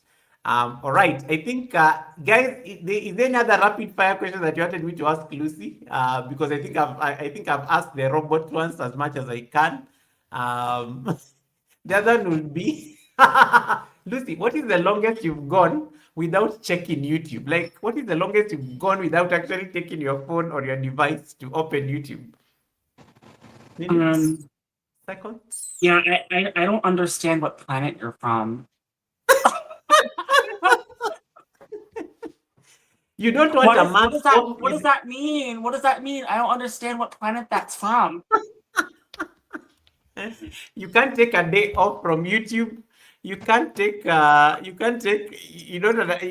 understand. What do you mean like a longest without going onto YouTube? What does that mean? Yeah, what does that mean?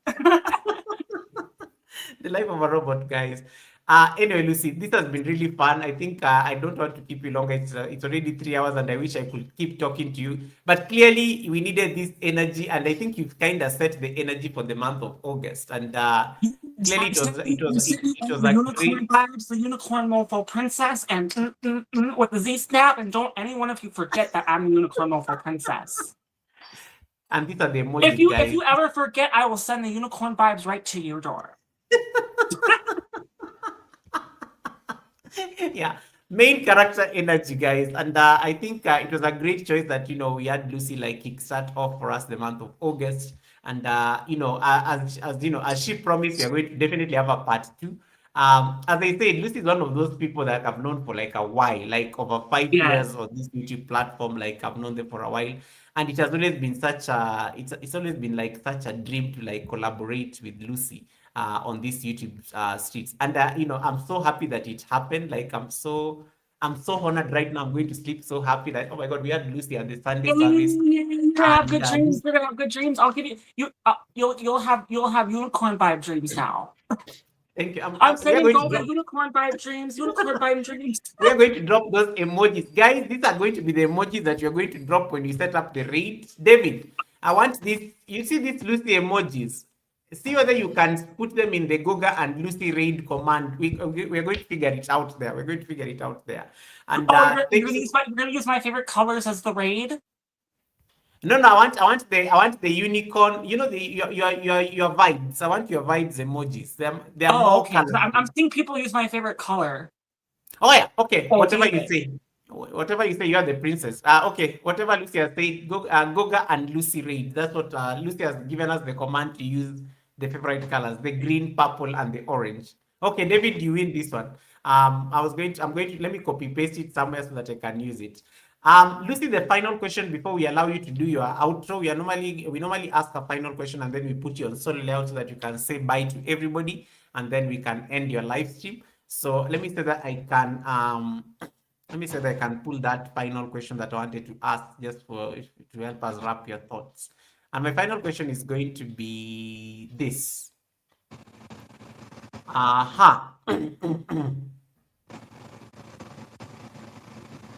Lucy, beyond the transition, beyond YouTube, beyond the comments and the noise, beyond the robotic lifestyle, who is Lucy becoming? Oh, and that's the question. Who is Lucy becoming? Yes. A famous mofo unicorn princess YouTube star. I don't know. That's a famous unicorn mofo princess YouTube star robot. All right. Very, very, very rich. No comments whatsoever. And now, guys, we're going to let Lucy sign off. We're going to put Lucy on solo layout so that she can do whatever she wants to sign off and live in the best way that she wants to live. So, Yeah, I gotta do my outro. Yes. So let me put your solo layout for you to do your outro, and then we can release the. Wait. Yeah, Where did it go? I am gonna pick my phone up for this because it's my outro. It's the end of the stream. So this has been a very lovely session with me and Goga. I am Lucy, the unicorn, mofo princess, and don't any one of you ever forget that. I love you all. Bye.